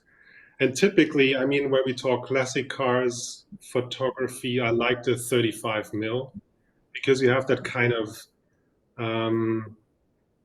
it's more, it's closer to your vision. I mean, the field of, not the field of view, but the magnification you get, but it's slightly telephoto. So you can have this kind of very, very nice pictures. So you can, especially these ones where we have these cockpits, the 35 millimeter is really good for that. And I was kind of experimenting if the 27 can do this as well. And as I alluded to earlier, it sits right in between the 23 and the 35, and it's just kind of that's tele enough that you can get these kind of images as well. So it's really versatile. You can get these wide shots, you can close in, you can have some really nice and sharp details, as we saw for these water droplets. So it's also a very sharp lens. And yeah, so the characteristics are really, really nice. Really like the lens, and it sits very much the whole time on the XE4, and it's always with me. So it's really portable, really, really, really nice setup. Love it. So you turn your XE4 into an X100V. Yes, I mean, actually, I had looked at the X100V, to be honest, but the more I looked at the Fuji lineup and some kind of an everyday carry, I got even more interested in the 27 millimeters than the XE4. So, but I mean, the XE4 came with the 27, so I just took it, right? So. Yeah, I can relate to that. But before I get to that, I just want to acknowledge David's comment here that he likes Robert's ability to find a frame within a frame, and yeah, that's really cool to be able to see that and envision that and make it come through in a photograph. So, but what I was gonna say is when I bought my Fujifilm XE4, I had I wanted to get the body only. I wasn't really interested in the 27 millimeter. But then I thought, maybe I would appreciate the pancake lens aspect of it. But I was really hesitant because I already have the 35 f2 and I really love it. And that's a small lens too. And I really debated it, but then I finally went with it kind of hesitantly. But I'm so glad that I did. It's my absolute favorite lens, Fujinon lens. The quality of it, for whatever reason, I don't even know how to describe the quality of it. There's a certain quality to it that just doesn't, I haven't found on other Fujinon lenses, and the focal length of it is just right. The f2.8 isn't too limiting, and yeah, I don't know how to put it into words, but you know, you gotta experience. You gotta see the images, and so I definitely appreciate you showing us your pictures and telling us why you like it. Yes, and Sure. Stephen also likes it, and I like. Sorry, Dan. I'll get to your comment just now, but Stephen just put a comment in the comment section about Robert's picture, and I think that's really funny. It's like, oh, I don't get a word in Edgeway with those guys, so I'm just gonna write it on the screen. You can speak up, Stephen. Yeah, so great image. And then we had a comment from Dan who says that he thinks the Canon QL70G3, I guess, is a great film rangefinder with a 40mm lens and pairs perfectly with a digital 27. Okay.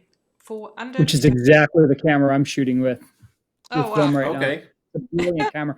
And if they're going for $250, Dan, I'll sell you mine. It's amazing. Wow. Oh, that's amazing.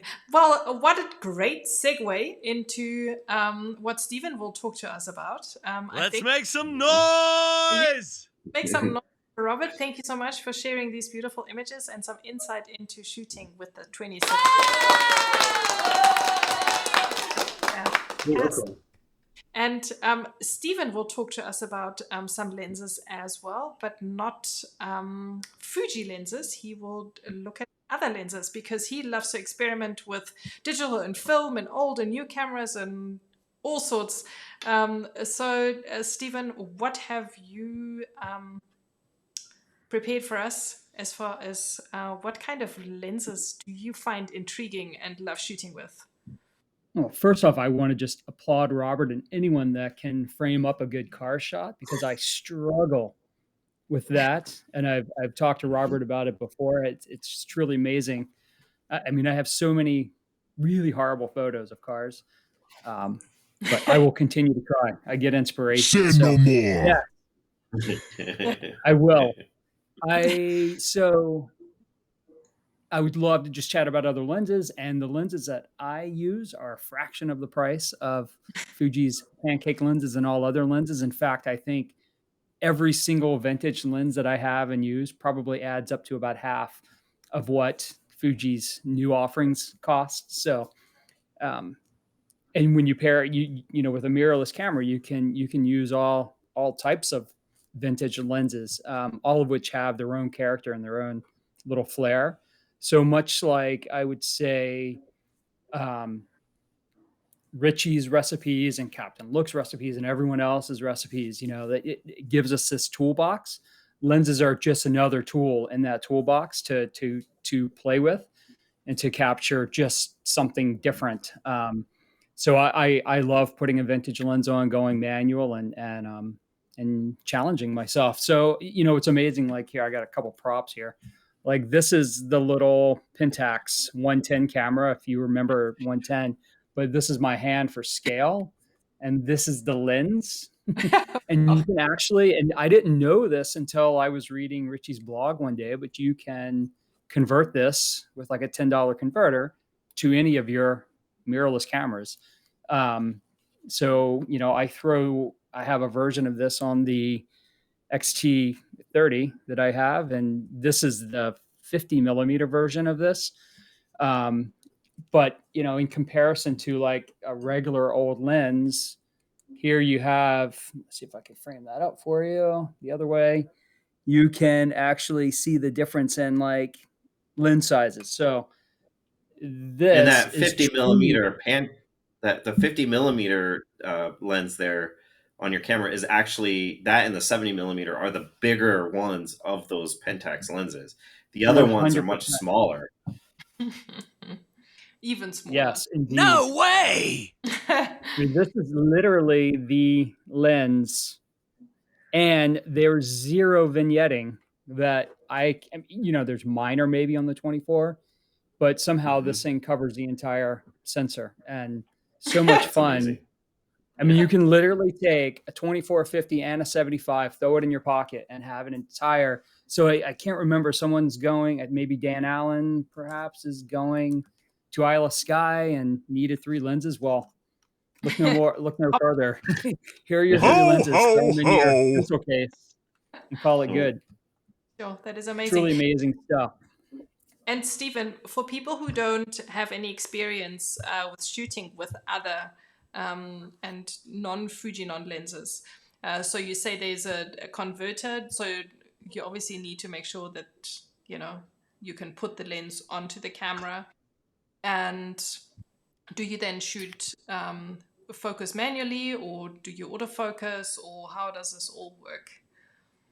Yeah, so I mean, this is a converter. So it's just a metal tube, basically, that has X mount on this side, and this just happens to be M42. So the lens screws into here, and then you just put this right onto any mirrorless camera it works on. You'll notice there are no electrical contacts, right? So it's just literally a piece of, I don't know, probably aluminum or whatever. No EXIF data is transferred, so you have to shoot fully manual. And then I really never remember which, because you have no EXIF data, so I have no idea what lens is used for which. So it's highly recommended. This is purely analog, right? So it's mechanical on the camera, and then it's just like pulling a snapshot out of your photo book. You have no idea what camera and what. Well, you do know what camera that's in the active data, but you don't know what lens you used or any other data. So there's a couple things. One thing, you have to go into your Fuji settings and put in there shoot without lens. You have to enable that. Right. And then the other thing is you can actually program when you're using these lenses, you can program into it. I forget what the setting's called, what focal length it is. Well, of course, you got to remember to change that when you change the lens, which I have a hard time remembering to do that. But but then it'll put in the EXIF what the focal length was if you remember to do that. So that it'll exactly right. Yeah, the shoot without lens is critical. Otherwise, you'll be stuck not shooting anything. You'll push the button and it just won't do anything. That's right. Let's have a look at some of those images. So here Indeed. is Pentax. So this is the combo I use here. That's the Pentax 50. And the interesting thing with this lens is that it's f2.8 all the time. So it's a little bit of a mind bender when you go to shoot, and you're wide open every single shot you take. So creates a really interesting challenge with depth of field. But with Fuji, at least, you have the magnification on manual. So I hit my back dial and it really magnifies the image. And then I have red zebra striping. So it'll show me what's in focus when I'm focusing manually. It's a lot of fun and it's great as a photographer. It's not so fun if you have friends or family that are non-photographers walking with you, because it takes time and patience to try to really get a shot right. But I showed this image here, and this is using the Portra 400. But I showed this because you can start to see, like, if it was blown up and a little larger, you can really see how narrow that depth of field really is. It's really, really tight.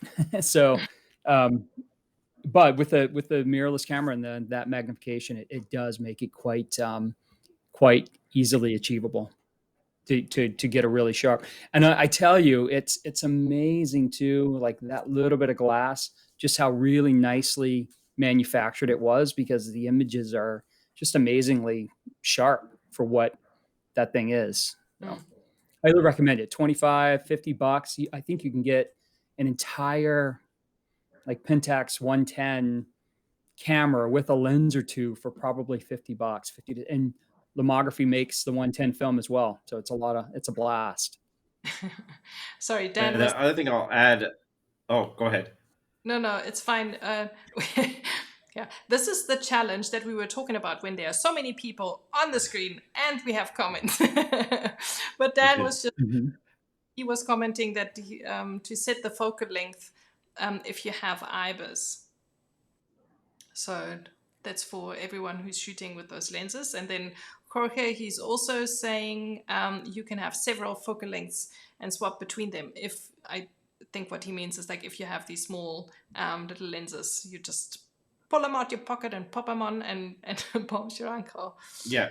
And you have to go in the settings, to get the correct focal length in the XF and remember to change that. I do sometimes and then I forget other times and realize it later. But I was gonna say about this lens, the Pentax Auto 110 50mm, is that when the light hits it just right, it gets this really, really cool rainbow lens flare that I've not really seen that in too many other lenses. So if you're interested in yeah. Mm-hmm.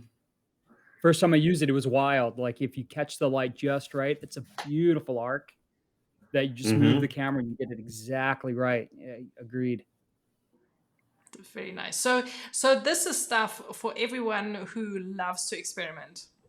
And clearly there's almost no limit to all of this. And let's just have a look at some other images as well, Stephen.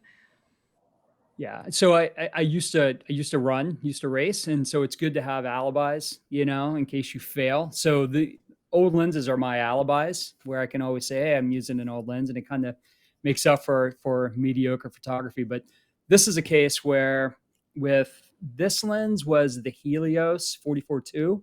So it's just I'd say a quasi-famous sort of hipster lens, perhaps, made by the Soviet Union. And it was, and Ritchie can fill in the history here.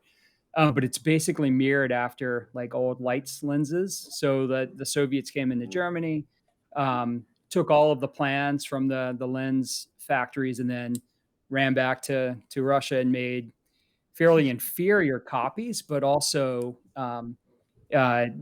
definitely really cool. And this is the copy I have here is the zebra stripe copy. I have a couple of these, but what this does, and you can see it in this image, it makes that really weird bokeh so that it's known for its swirly bokeh. And this was a pretty decent example of it. And this was a Eterna bleach bypass formula.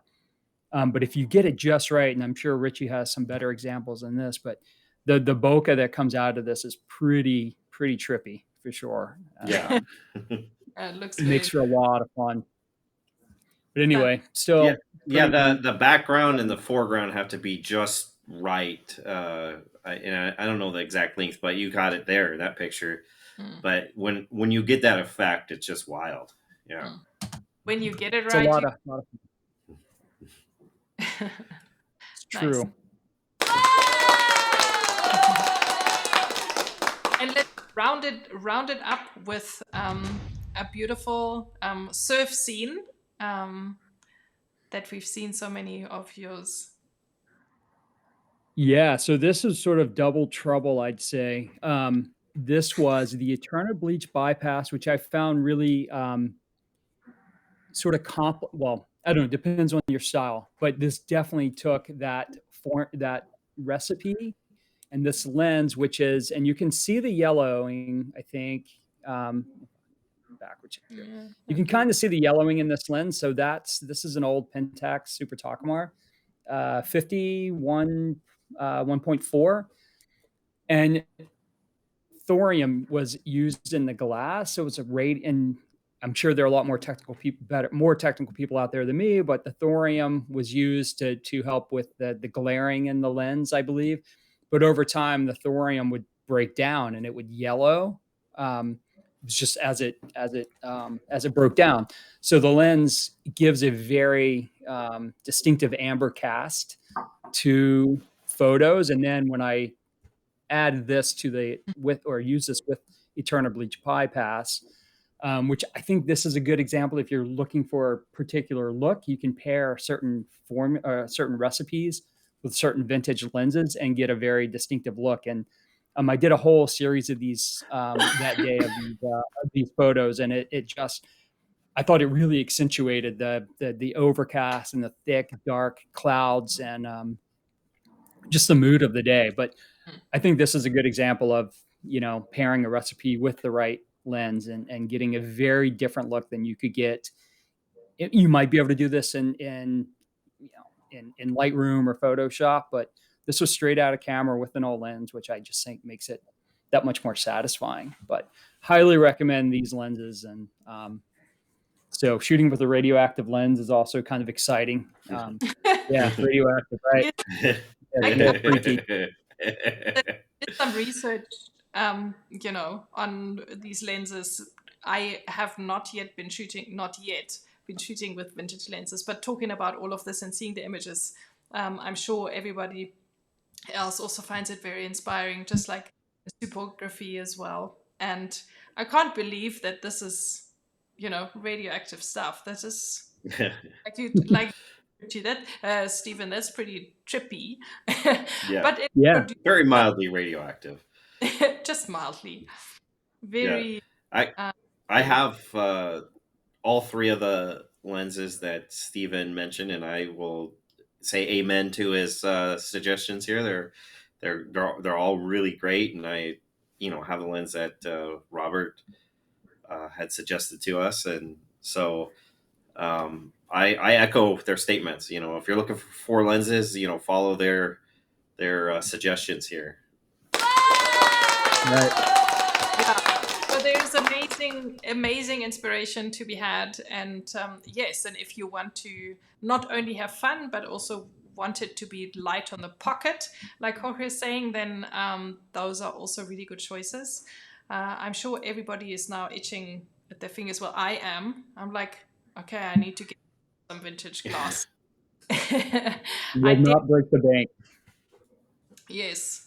Well, that's what Stanley is saying. That's the only reason why he would agree to this. And William saying, Stephen, I use a number of legacy Nikon lenses manually. What tips do you have for managing the weight? These old lenses are Contact 110. This thing weighs about as much as my camera strap. So highly recommend one of these. Yeah, no, that is a good point. I mean, even this piece of metal, there's so much glass in this old Pentax lens that, it's hard. I like to throw one vintage lens in every time I go out. So definitely not a bag full of them. But yeah, can't help you there. They're pretty heavy. All metal and glass. Excellent. Guys, we are only running about half an hour behind schedule, which is nothing new for us, really. No. And I'm sure we could carry on speaking here forever and ever. I absolutely love it. But we wanted to give everyone a taste for what it's like. And, Stephen, we've had you on the show before. Robert, we haven't yet, but maybe that's given you, a bit of a taste that you want to come back, and we will see you in the new year and we can chat. Who knows? David says it was really interesting, Stephen. Thank you for sharing your knowledge. Yes. So from, both of us to both of you, it's been really phenomenal. Thank you so much for all those insights. It's more like we are rustling up the troops. I hope everybody, behind the scenes is still with us, has been watching, and they've been able to take a bit of a break. Sorry, you guys don't really get that. We're going to hop on into the next part of the show, and going to try, like I said, try to defy gravity, try to do something crazy that's never been done before. Never done before. This is something the internet has never ever attempted. Yes. You will not find this anywhere else on YouTube or anywhere on the web. Or this is a brand new try here. Yes, and you are about to witness it. So thank you again, Robert and Stephen. We're going to call on the other troops, and let's gather together and take a bit of a moment before we move on to the next section. Everybody is still here. That is fantastic. Yay. Great to have you all back. Let's make some noise! Everybody, it's been phenomenal. It's been really great to get an insight to what everybody is doing and shooting with and so forth. And I hope everyone in the audience also, enjoyed that a lot. And are you guys ready for what we're about to anticipate? William is saying, great presence of mind, Dan. Nice photo. Thank you. Not quite sure what photo he's referring to, but it's one of Dan's. So thank you for your comments. We are hanging out here for a moment. If people in the audience have questions, if they want to say something to any of our guests, and also if you guys have got any questions or comments, we've all been looking at so many images and been speaking of touching on, various subjects that you kind of like come across eventually when you're shooting straight out of camera. And I think it's an amazing journey to be on. So it's wonderful to have people, like-minded people, to reach out to and to chat about. And obviously all the amazing articles that Ritchie writes for us. In this show, one of the things that's so great about it is that it's about community. It's about you guys out there in the audience. It's not necessarily about us. And so, we're all on this journey together, and it's great to have the guests come on and join us. And, for those that are out there not being live guests, you guys are writing these comments and participating, uploading your photos. That's great. But, we're really here for you. So, ask us anything about straight out of camera, about Fujifilm, about photography, whatever it is, whatever you want to know more about, we really want to help you. So this is your chance, and, just take it. Don't be afraid. Send us a little note. Yes, absolutely. We want to connect, like, we always say, and just really be helpful if we can in any which way. But I think what we are going to try and anticipate now, we have no idea whether it's going to be helpful or not, but we had this crazy idea to celebrate and go out of this second season of SOOC by building our own recipe alive. And please bear with us. Like we said, we've never done this before. None of us have. Maybe some of us have never even built any recipe in any which way or form. So it's going to be a lot of fun, and we need the help from everyone. So we need the help from our live guests. We need the help from our audience. And this is how this is going to work. Oh, hello, Mario. I'm glad that you're enjoying it. That's cool. And Carl also thinks that there was so much insight shared. Absolutely. Yes, I'm glad that you... and yeah, it's just about to go crazy. So what we are going to do is we have a couple of parameters that we have chosen that make up a recipe for the older cameras, because once we have all our settings together, we think it's going to be so popular that we want to make sure that everyone and anyone will be able to use it, no matter what camera you've got. So we've left out a few of the settings that make it a little bit more difficult or narrows it down because it's only available in newer cameras. And how are we going to try and achieve all of this? It's going to be completely random and by luck, hopefully. We'll see. We'll see if we got good luck or bad luck. Yeah. No matter what, it's going to be interesting, and we hope that you will enjoy this process. So we have a few different ways how we draw different parameters.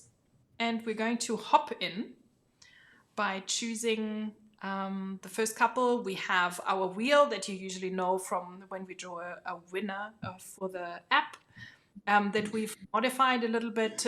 We've got help from our awesome live guests who will choose a couple of parameters for us.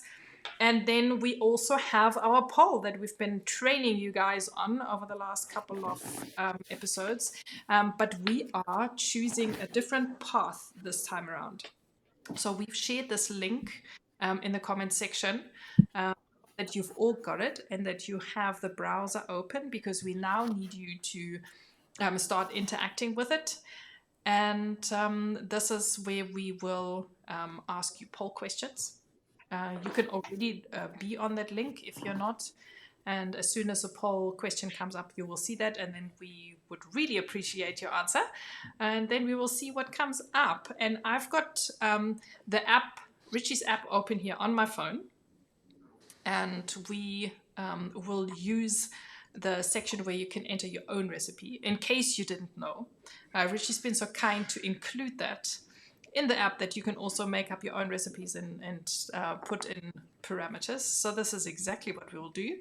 And we will fill in the parameters as we go along. And then once we are done with all the parameters that we've got, we will ask you all to quickly dial the settings into your camera, take a quick picture, and upload it to the normal app that we always ask you to use to share your pictures with.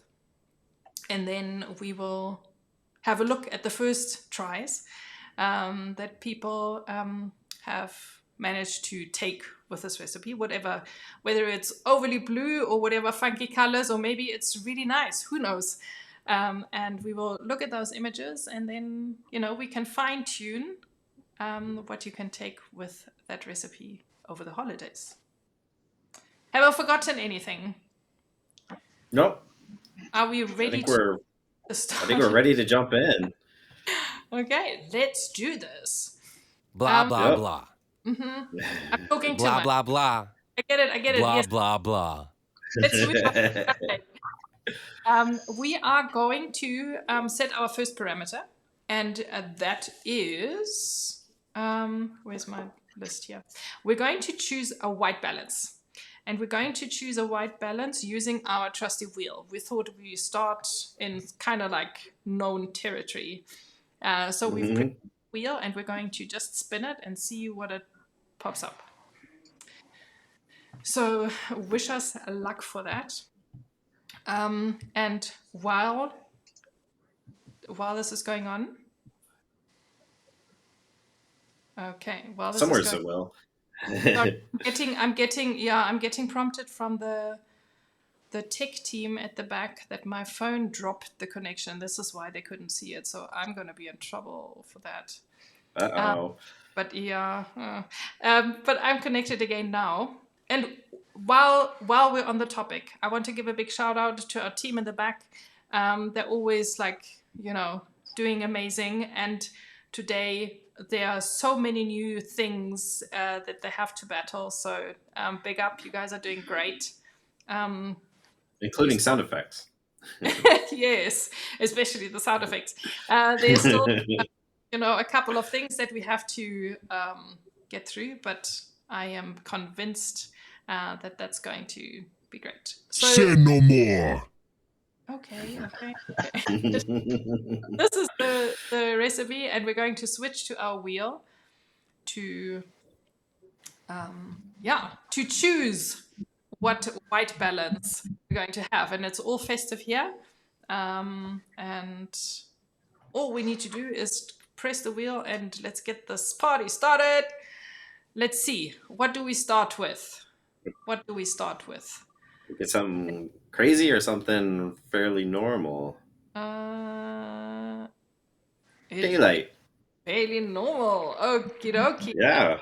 We're starting out with daylight. Okay, I know there were some people. I've got my camera here, and I'm going to be programming it into my camera as you're programming it into the app. Yes, I will be programming it into the app, and I'm looking at white balance, and I'm putting in daylight. Okay. There we go. Typo, enter. First parameter set. Great stuff. All right. Promising. So far, daylight. What do you think? Disappointed? Are we disappointed or excited? Mario, are you excited about daylight? I think it's a good start. Good. All right, we're off to a good start, people. The next parameter that we're going to set is dynamic range. And this is where we ask everyone for your cooperation. We are going to launch a poll because we would like you to establish what you would like the most. So not so much random, but rather by choice. Very democratic. So if it's, you've got the choices between auto, 100, 200, or 400 in dynamic range. So we are asking you to give us your take, and then majority wins. So, yeah. Let your voice be heard. Yes, we want to. Dan, do you have any choice or any favorite dynamic range? Is it something that you pay particular attention to, or?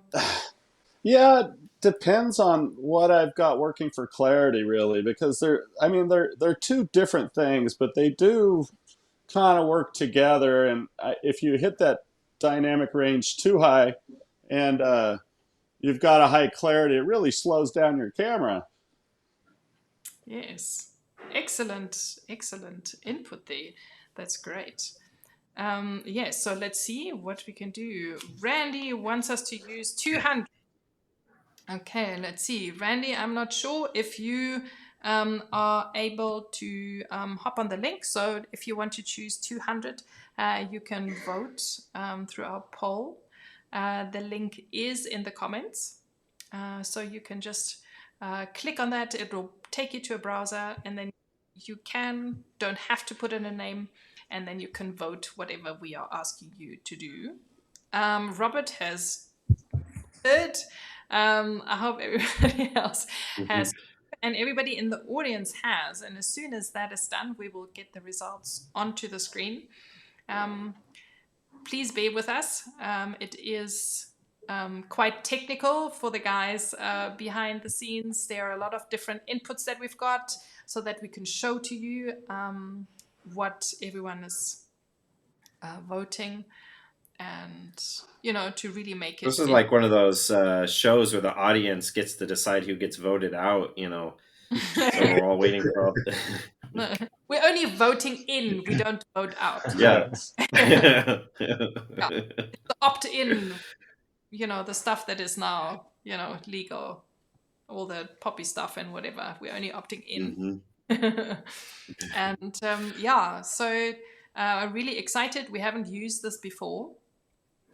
So as soon as the guys are ready, I can hear a lot of busyness in the background.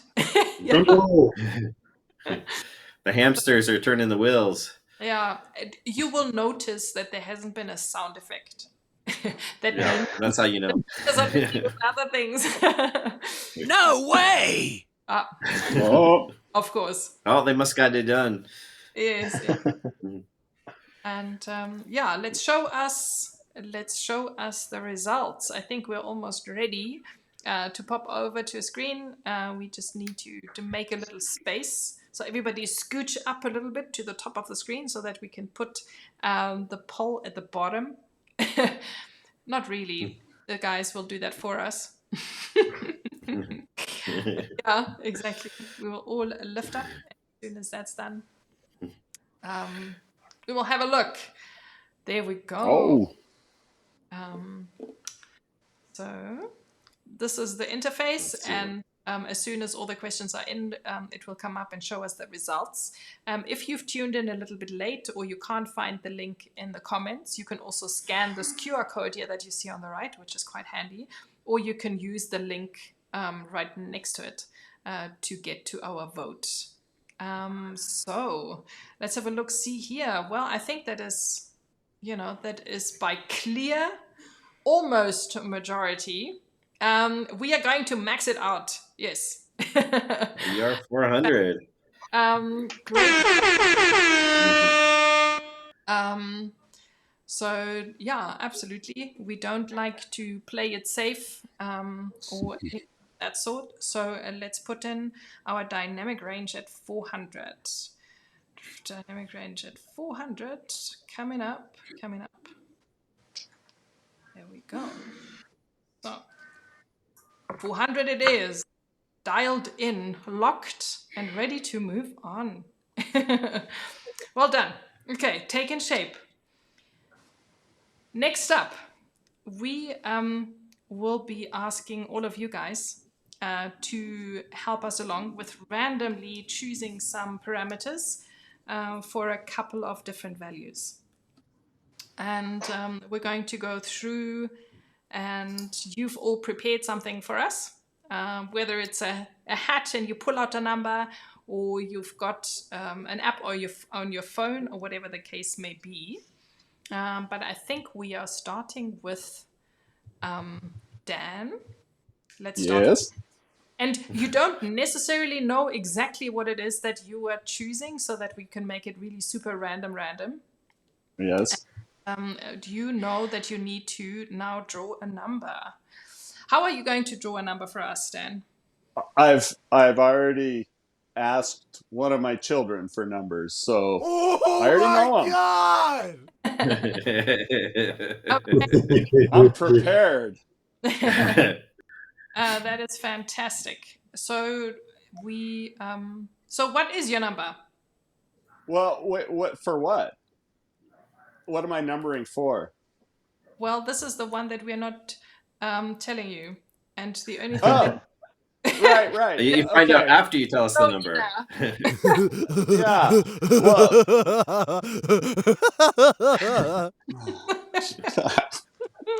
Well, the number is 3.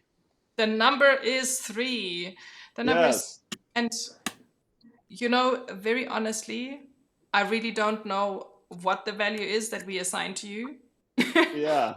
So that's a bit of an oversight from my behalf. So I need to wait to get the prompt to get that value in, and as soon as guys in the back know, right? Pardon?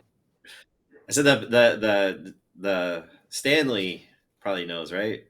Yes, Stanley knows, and Stanley will be very upset with me right now because I didn't put that number in. I didn't think I needed that. I don't know why I didn't think that I needed that.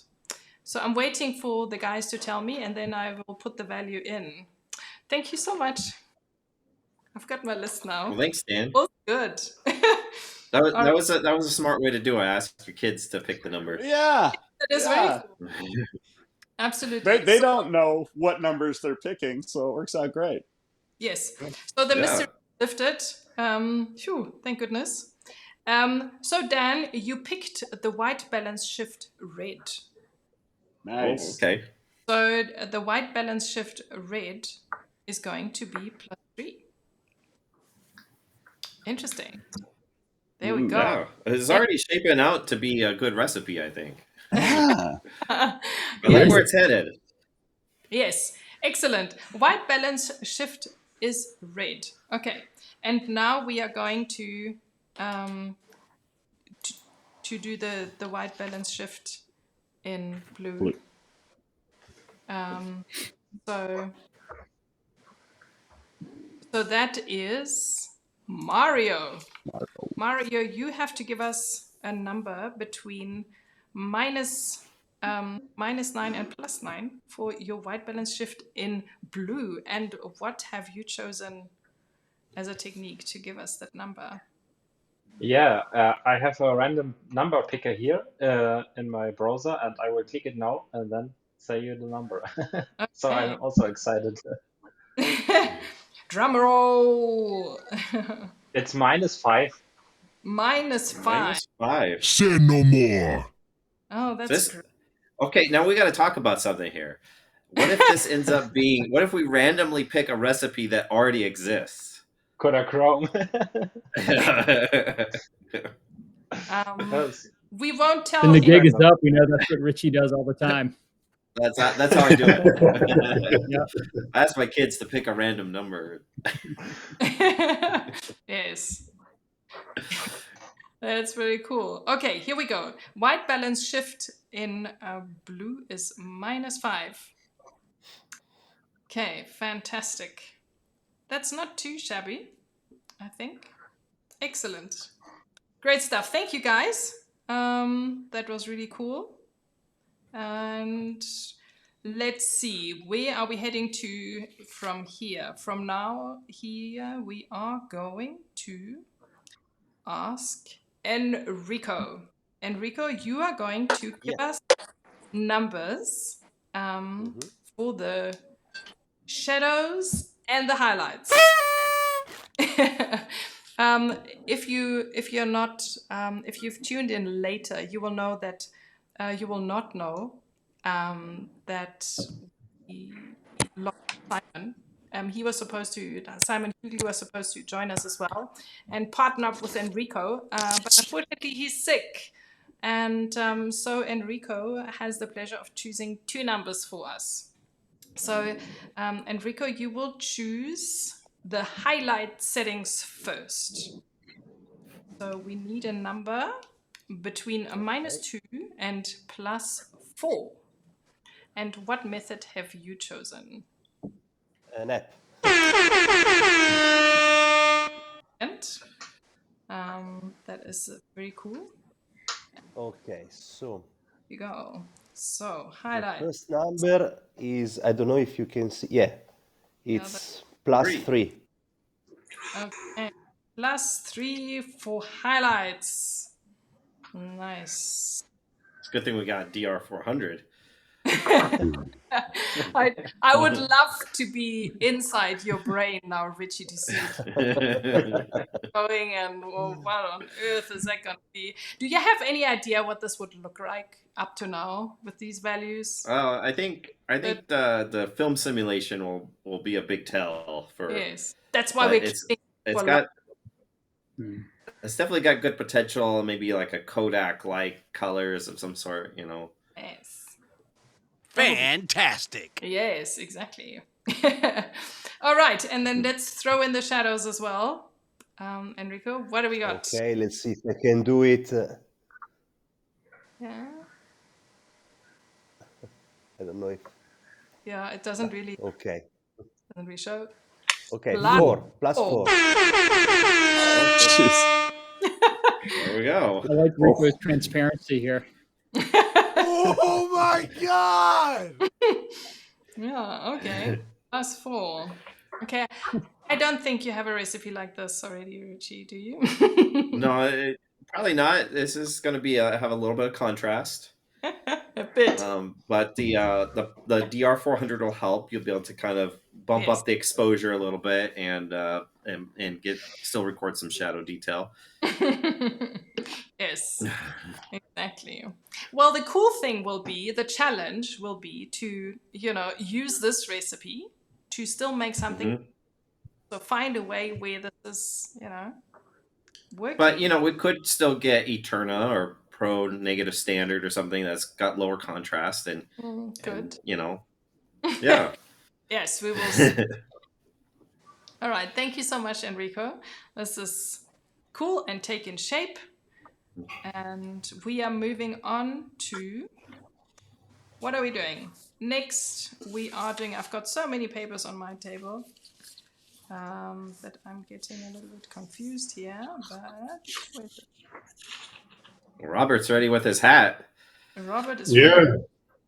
Okay, fantastic. Oh my God! All right, Robert, you are going to tell us what sharpness we are going to shoot with. And you're choosing a number between -4 and +4. I can hear the analog way. Robert's analog. -4. All right. Oh, sharpening.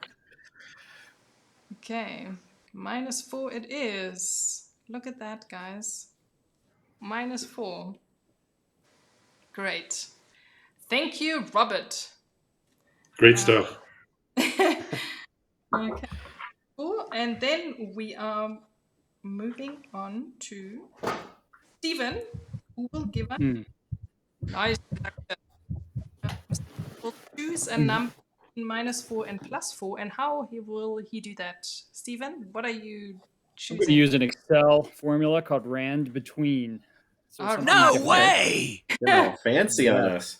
Sure. So I'm going to hit F9, and after hitting F9, Yeah. 4 After +4. +4. Interesting. we are going +4. It's random. Very random indeed. Nobody would choose these numbers. We like 4. Yeah, we got a lot of 4s. Yes, we do. Okay, awesome. Thank you, everyone. That was fantastic. So what do we got left? Film simulation in color? That is what we have left, film simulation and All color. right. And we will first choose, no, and grain we also need to choose. Oh, So grain, yeah. Yes, That's an important one. choosing color. Now that I found my paper again, we are choosing color, and we are going back to our trusty wheel to see what value we're getting on the wheel. So as soon as we are ready, we're going to hop over there and spin that. I hope everybody in the audience is also making notes. You can open up the app and dial in those numbers as well, or write them down, because we want you to take a photo. Remember, don't forget that. So you can even take your camera right now and already put those settings into the camera so that you're ready to go as soon as we've got the film simulation set. But here we are looking at our cool wheel in blue. And let's see what it will give us for color. Okay, not another 4. And the color is 0. Okay, so let's put into the app the value 0.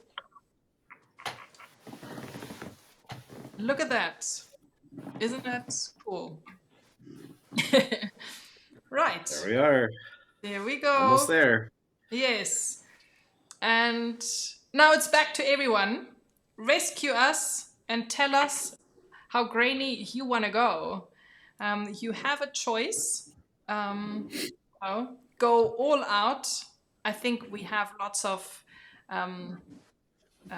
experimental friendly people in the audience. Since we went with dynamic range 400, I can only imagine what you're going to do with grain.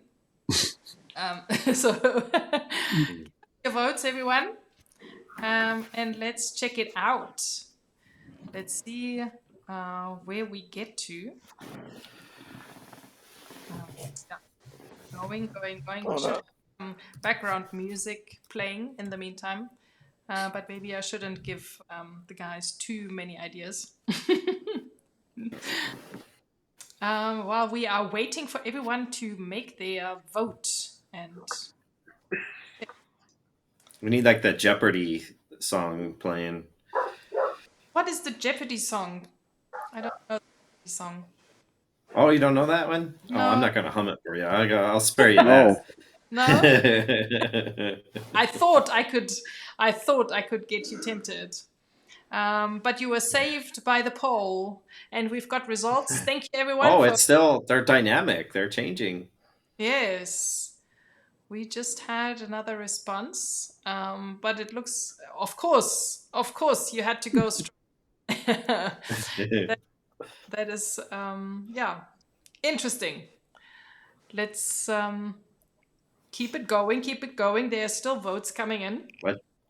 That's your chance.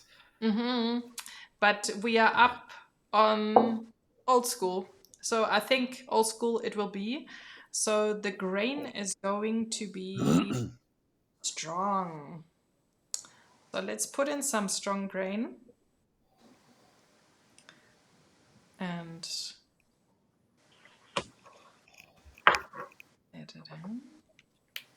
there we go. This works really nicely. Excellent. We are skipping color chrome effect and color chrome effect blue because that's not available in the older cameras, and we are if you have those like XT3, XT30, just set those to off. Exactly. So if you don't have a value, set it to off and dial in all the other ones. And now for the big reveal. Right at the end, the only one that's left is a film simulation. Let's put a hat on it.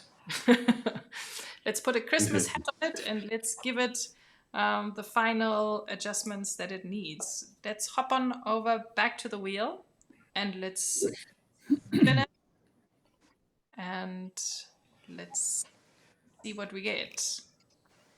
Okay, who's all hoping for an Eterna or something? Do you think Eterna is still helping, or Enrico? Yeah, I think if we get Eterna, that would be the most ideal. I think Pro Negative Standard would be good. Yeah. Something with lower contrast. Yeah, since we've got a lot of contrast there already. All right, let's see. Velvia then maybe. Pardon? So Velvia then maybe, right? Yeah, maybe. Yeah, that could be interesting. Yes. Okay. You took black and white out though. It's about to get revealed. Yeah, it's just color film sims. Yes. Let's do this. Okay. Yeah, Randy, we feel. Oh my God! Okay. Classic chrome. There we go. Wow. This will be interesting. Classic chrome. Here we go. And guys, here you have. That's it. A mystery recipe revealed. If you're only tuning in later, we have finished baking a recipe with completely random ways and random numbers and values. No way! Yes way. We are looking at a recipe that calls for classic chrome with a dynamic range of 400, with a strong grain effect and a white daylight balance. A white balance shift red is 3. The blue one is -5. Highlights are +3 and shadows are +4. Yes, Jorge, indeed. Then we have a color value of 0 and sharpening -4, noise reduction +4. Now our challenge is dial it into your camera, take a picture, and then you can. Tate is saying, "Oh my goodness, yeah." And while we're doing this, if you guys have an idea, you guys on the audience have an idea of what this should be called. Yes. Write a comment. Let us know what you think the name of this film simulation recipe should be. Yes, exactly. So dial it into your cameras, take a picture, and then upload it to the normal link that you always upload your images to. And then we will have a look at them live because we roll like that. Yep. And while we're doing all of this, I'm also trying to dial in the settings into my camera. So I'm gonna take a picture. Yeah, if you got everything set already, I'm talking too much. Everybody's going, so it will be interesting to see. Dan, it's just the two of us. I know. I don't think I'll get a chance to dial those settings in. So you can see here, we're looking at my phone. It says the folder is empty.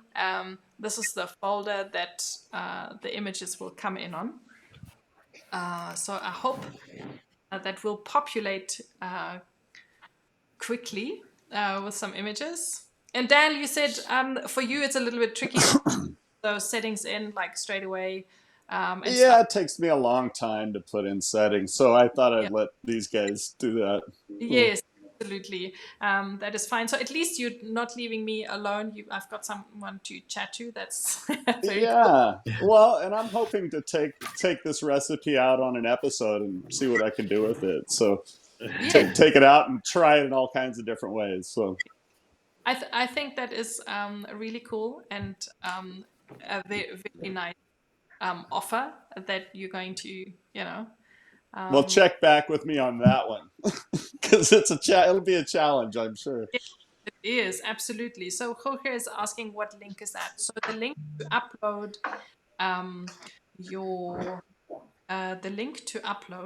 your images, you always upload for the viewer slideshow. If you haven't watched any of the previous episodes, you can either check in the comments. I'm not sure if we posted that link there, the upload link. Otherwise, you can also go to the website, SOOC.org. If you don't know the description of the show. And on that website, you'll find the upload link and you can just quickly go there and navigate there. It's just SOOC.live. If you put that in the show's website, and you'll find the upload link and deposit the picture there. And then you'll see, I'm checking on my phone here. There's nothing there yet, but I'm sure something will come through. And we have an image. We have our first image. This is very nice. This is an image that Ivar uploaded. I see a lot of shadows. It's nice. This is a picture of all of it. It's like a group photo. Thank you, Ivar. Thank you so much. Jorge, please let us know if you're coming right with the link. If not, then we need to put it into the comments. I'm not sure which channel you're watching on. But I don't know, Ritchie, are you able to maybe drop the link in the comment section on your Sure, I can. Just give me a second to I'm getting to the link. Yes, cool. Right as we speak. Okay, here we go. I will add it. So for those wanting the link,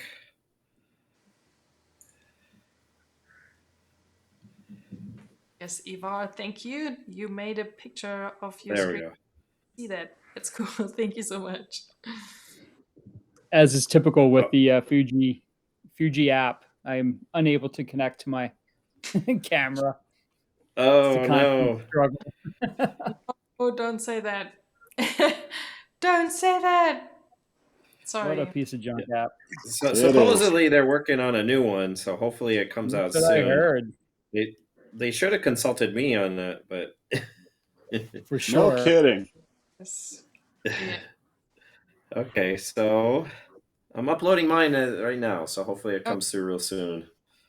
Okay, let's see. So maybe a suggestion for another show would be how people manage the workflow of getting images from their camera to a computer. Yes. I mean, I've tried dongles on my phone, for example, when I'm out, and that just downloads a raw file. I've had a hard time getting the JPEG. Not sure why. We've got images coming in, people. So this is the one we saw from Ivar, and then we have this image from Jorge. Nice. He found the upload link, and this is really cool. Yeah. This is very moody. Thank you, Jorge. This is nice. It's so festive. Thank you. That is very cool. And here is Mario's picture. Nice. Awesome. Yeah, it is, it's a bit contrasty. Yeah, we see that. But who needs details in the shadows? Yeah. Might be good for a really low contrast scene. Yes. Jorge says, Stephen, the good old turn it on and off does it for him. So he's talking about the app and the not being able to connect. It does often work. Whoa, look at all those. Reboot. It doesn't always work. It often does. Let's see. Then we have Ritchie's. Yay. Very cool. There's some slides on there. Yes, very nice. Awesome. Very, very cool. Very nice and straight and neat. It took a little while to set that up. Nice. And then we have Subography's image. And that is... Cool. Let's see. Zooming in. This is interesting. What is that? It's like, at first I thought it was like movement, like a long exposure. Is that what it is? Yes, it is. Okay. Okay. It's not. Say no more. It's not funky glowworms growing out of a. Oh my god! Yeah, it's movement, and yeah, it's cool. Regular movement. Let's see. Have we got any more images? Let's check it out. Oh, look at that! Oh my! This is Andreas. He shot this image. Okay. Yeah. The amazing thing to me is that we literally just created this, and here are the pictures. I mean, that's amazing that it could be just that instant. Yes, it's cool. Hey, we wrote. And then we have a daylight outside picture from Dan. So this is what it looks like during the day. Very cool. Oh, David. Oh, I like David's suggestion. The Secret Santa recipe. Yes, that's cute. I like that. Yeah, that's pretty good. And then also very cool. Oh, nice. This is awesome. Cool. That's brilliant. Yeah. Genius. That's a great idea to do this. Yes. Hey, there we are. And then these ones we've looked at already. Great stuff. Let's have a look. See. And there's another one, which is the new one that came in. Carl Reif sent us this. What record are we listening to? That's the question. Let's see. What record are we listening to? Can we see? We can see. No, we can't. We will never know. Carl just have to tell us. Yes. Lovely. Very nice indeed. Very nice indeed. And I think... I'm having zero luck. I apologize. I would contribute. Still connecting. Okay. Yes. And Randy sent us his try, also in daylight. That's cool. Thank you. Thank you so much. Thank you, guys. I'm dying to try it out as well, but since I'm already so challenged with the phone and all my papers, I decided to rather focus on this. And yeah, so I will definitely try it out later and then share those images too. And I think that's everyone. Yeah, that was a lot of fun. That was really cool. That was cool, hey? Well, thank you everybody for participating in this whole, like, you know, we did it. We did what's never been done before. We attempted the impossible. We made a film simulation recipe live on YouTube, and now it's available for everybody to try. And we'll get it into the Fuji X Weekly app really soon. Yes. Yeah, we still had, Robert, your image just came in as well. But before we go back there and have a look at that, we would like to get input from you guys what we must name this recipe. So we have Secret Santa already. Then we have a couple of other suggestions. So hit us up with your ideas as to what we must name this recipe. Who says dinner? Dog who gets a delicious dinner like that. Crazy Days is what Randy thinks. And yeah, to keep the ideas coming. We will. Yeah, I think to kind of like decide. This is Robert's image. Thank you. Okay. This is really nice and moody and. Look, fireplace right next to it and just making it really nice and warm. Yeah, Santa's keeping warm. Yes, very. So I think we probably have quite a lot of suggestions there in our poll app there already. So I think we need to decide which one we are using. Okay, so what are the jazz? Jazz. Listening to jazz. Yeah. Milt Jackson. Okay, cool. That's awesome. No way! And I thought that could be for a recipe, jazz. Yeah, I mean that's the Opus Dei Jazz could be the recipe name. Santa's jazz. Okay, what else have we got? Live Madness from Standy. Can we see? Oh no, random. Santa's random jazz. Secret. And we had a dog. And Dog's Days, I think we had as well. Crazy Days. Crazy Days. Crazy Days. It's gotta be days like Dazed and Confused or something. Crazy Santa. Daisy Santa. Daisy Santa. SOOC Rando.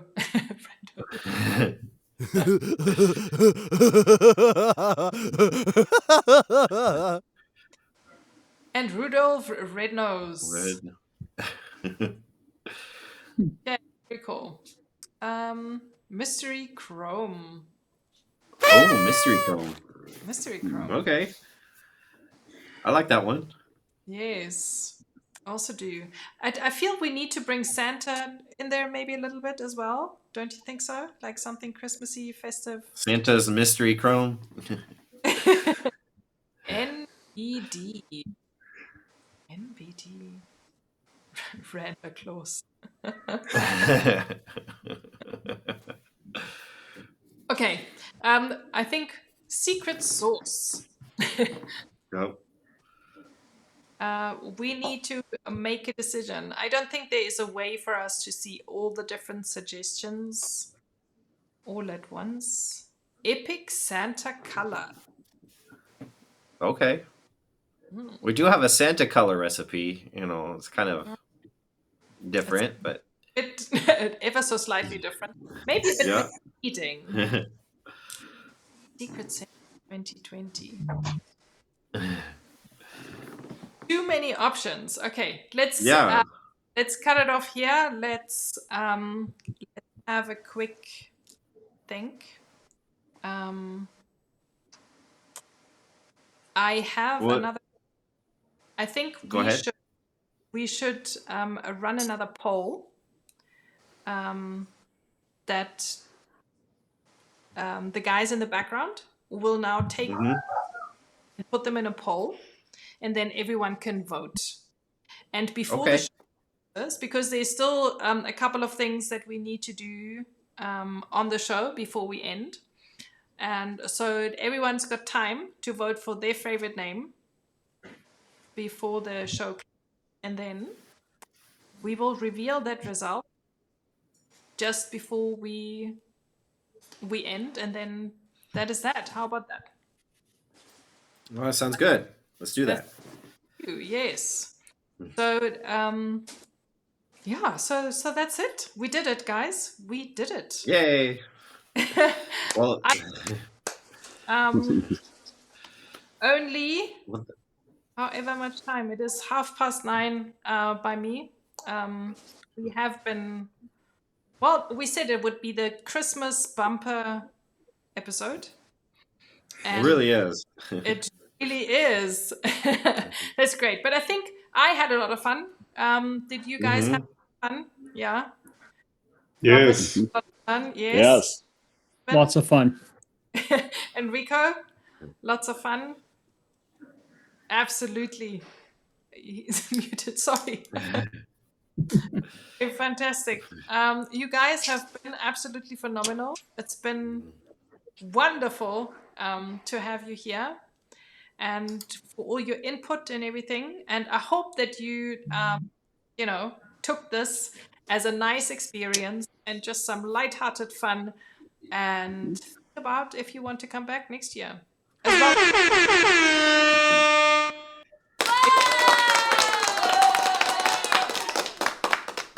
If you want to join us, just give us a shout out and we will make it happen. This applause was for you guys. Thank you. You've been troopers. Thank you so much for coming on. Yes, our SOOC gang. We will now let you go and get on with your day, evening. Hopefully no more work for you, Stephen. And go and shoot some recipes and share with us what you get. And we can't wait to see you again and connect with you. Stay well, stay safe, and stay in touch. Bye. Bye, everyone. Goodbye for now. Okay, Natalie. Yes, now and it's just us. Yeah, no, that was a lot of fun. That was great. We had some really good guests and really good conversations, and did the impossible and made a recipe, and yes, but we got more. Yes, and we're still not at the end of the show. Exactly. So, what we are going to still need to do is we need to tell you what to shoot, because if you are not as experimental, or you think you don't want to shoot your entire holiday season with our mystery recipe, not that I would know why you wouldn't want to, we have had prepared earlier in the show recipes for the festive season, and we selected 4 for you to choose from, and we thought that this would be really awesome for you to try out to shoot throughout the festive season. Since we are, closing the year and we are stepping it up for the new year, we thought we'd leave it at that, so you can check out the recipe. Here we are all very confused. I'm like, what must I do? I was not on the wrong screen. We are going to look at what recipes we have selected. Sorry, this is all a little bit backwards and forwards and very challenging for the team in the background. They're doing an phenomenal job. Now here we are back in the right place. We have selected 4 of those recipes that you can choose. Winter Slide and Superior Premium 400 were just 2 of those. The other 2 were Timeless Negative and Cinestill 800T. So I think a great selection. So shoot with those 4. Shoot with the new mystery, whatever we're going to call it. We haven't decided the name on it yet, but the recipe we created. So you have those 5 to choose from, right? Yeah. And exactly. And then upload them, and in the next show we will take a look at your pictures. Yes, exactly. So you can just upload whichever. Shoot with whatever you want. You can also shoot with something different. We really don't mind. The upload folder is open and you can share with us. Just do us a favor and put the name of the recipe that you shot with into the file name so that we know what you actually shot. And yeah, bring it on. Send us your images. You've got lots of time to do so. We will look at those images in our first episode of the new year, which will be on Tuesday, the 7th of February. Oh my goodness, that looks like so far away now. But yeah, it'll come. You upload your images by Tuesday the 7th, and then the show will still be on Thursday the 9th. Exactly. Yes. Thank you so much for catching me there. I think, yeah, I'm getting a little bit cross-eyed. I don't know about you guys, but well, it's been such a big episode. We've talked about so much, and we're starting to get tired, I guess. But we're going to continue on and finish this up strong. And yes, we will until the bitter end. Pull up the bootstraps and keep on trudging. Tell us part. So we are doing that, and everyone who's been uploading to this episode stands a chance to win a 12-month subscription of the Fuji X Weekly app, a little pre-Christmas gift from us to you, and a thank you for uploading your images. And we are going to establish that by lucky draw. So everyone who's entered automatically stands a chance to win. So as soon as the guys are ready, we will hop over to our wheel in the trusty normal fashion, and we will see all the numbers of everyone who submitted, and then we will see who is our lucky winner this time around. And before we do that, we want to make sure that we remind you that you can join us as a live guest. And in kind of like a zoomed up version, we are going to our live draw. Okay, Here we are. We are on our trusty wheel, and so many of you uploaded, so thank you so much for that. It's been absolutely phenomenal seeing all your images. And if you haven't seen them in the pre-show, you will see them at the end of the show or at another time when you feel like catching up with those awesome images, all taken in Ektachrome. Let's have a look and see who our winner is for this evening. Let's spin the wheel, and the winner is Andrea.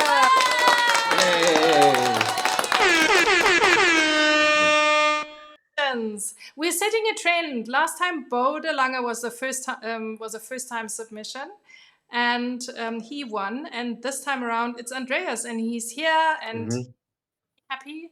Congratulations! Thank you so much for uploading your images, and let's get in touch, exchange details, and let's get you up and running on the app.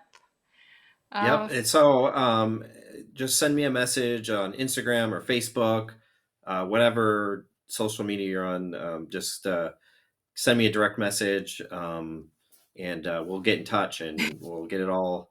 We'll get you your prize. Yes, fantastic. Congratulations. Yes, congrats. It's a great pleasure. Wonderful stuff. And it's great that he was watching, because a lot of times we do these and the person who wins isn't actually live with us at the time that they won. So that's really great. Yes, it is. Yeah, it's not a must that you watch, but it's obviously really nice to see your reaction. So cool. It's wonderful to wrap up the season with a win like this. Nice. Yep. And here we are. Hey, we're all back. We're almost. All back. Yes, we are, because I can tell you why. Because we threw the guys at the deep end and said they need to run a poll so that we can establish the name. And this is kind of what we prepared when we run the poll. So, happy or not, but you guys are back, at least half of you. And we are looking at who the winners are. And because we also have a small window We have too many name options.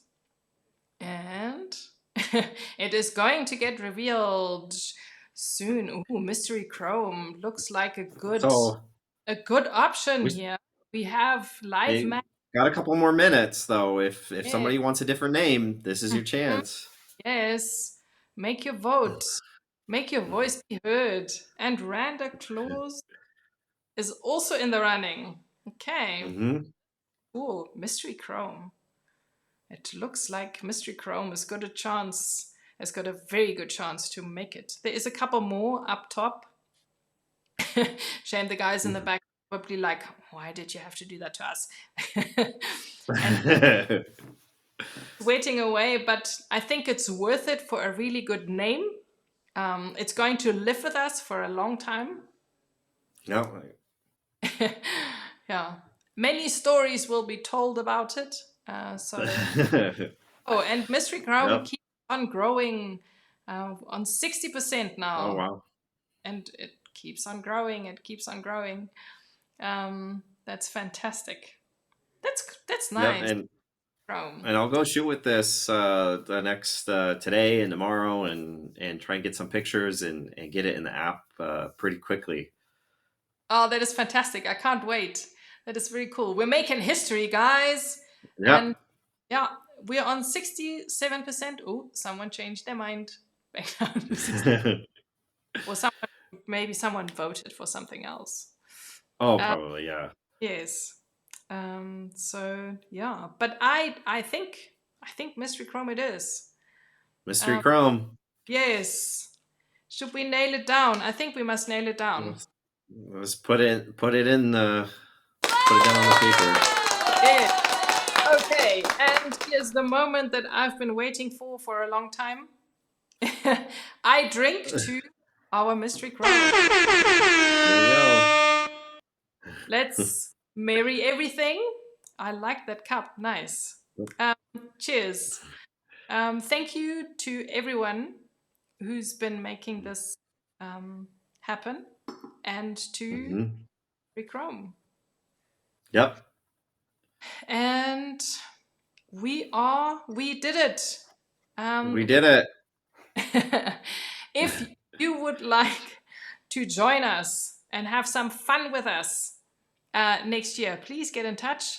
We are more than happy to get you on one of the shows and meet you and introduce you to the rest of the family. And yeah, let's have some fun. Let's do this. Think about it. You've got some time over the festive season. Mystery Chrome for the win. There we go.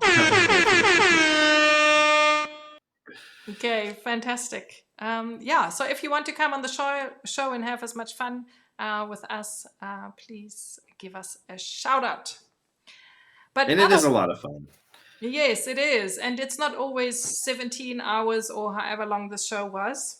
But we said we're going out with a bang, so this is what we are doing. And it's a great thank you to absolutely everyone who's been involved in this and in the whole year. Ritchie, to you, thank you. You've spent a lot of time, throughout this whole season.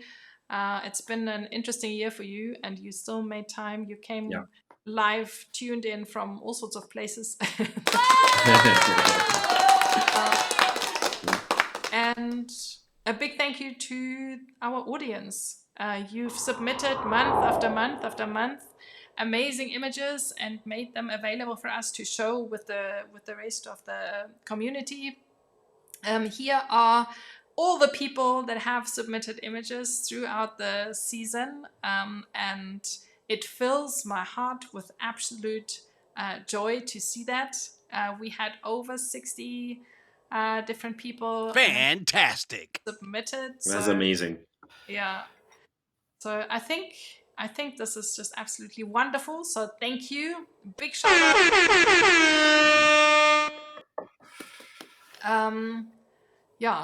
Keep it up. Thank you, everybody. Mystery Chrome, Winter Slide, or whatever it is that you fancy, and keep those awesome JPEGs coming. We will see you again on the 9th of February with an all-new Season 3. Carl Reif, it's an absolute pleasure for being with us all this time. It is an honor and a pleasure. And it is now time to say goodbye, Ritchie. Yeah, but just for those who missed the slideshow, the viewer images slideshow at the beginning, stay tuned. It's at the end as well. So if you missed it at the beginning, stay tuned. It'll be just a moment. Yes, there is still a few more minutes of SOOC left, and Randy says thank you. Herculean efforts this year. Thank you. Thank you, William. All you guys, it's been absolutely phenomenal. And thank you, David. Yes. Very Merry Christmas to everyone. Have a wonderful festive season. I'm glad it was fun, Robert. And happy holidays to you too, Ivar. And to Randy. We are saying goodbye now. But before we go, I'm going to part with something just to connect back with the way we started the show. And it's all about fun. I'm going to end this with a little bit of an experience that I've had a while back, the way that I started my new year. It so happened on the 1st of January, and I wish this not on anyone. So hold on to your cameras, take lots of awesome JPEGs. This is it from us. Merry Christmas. Bye. We will see you in the new year. Goodbye.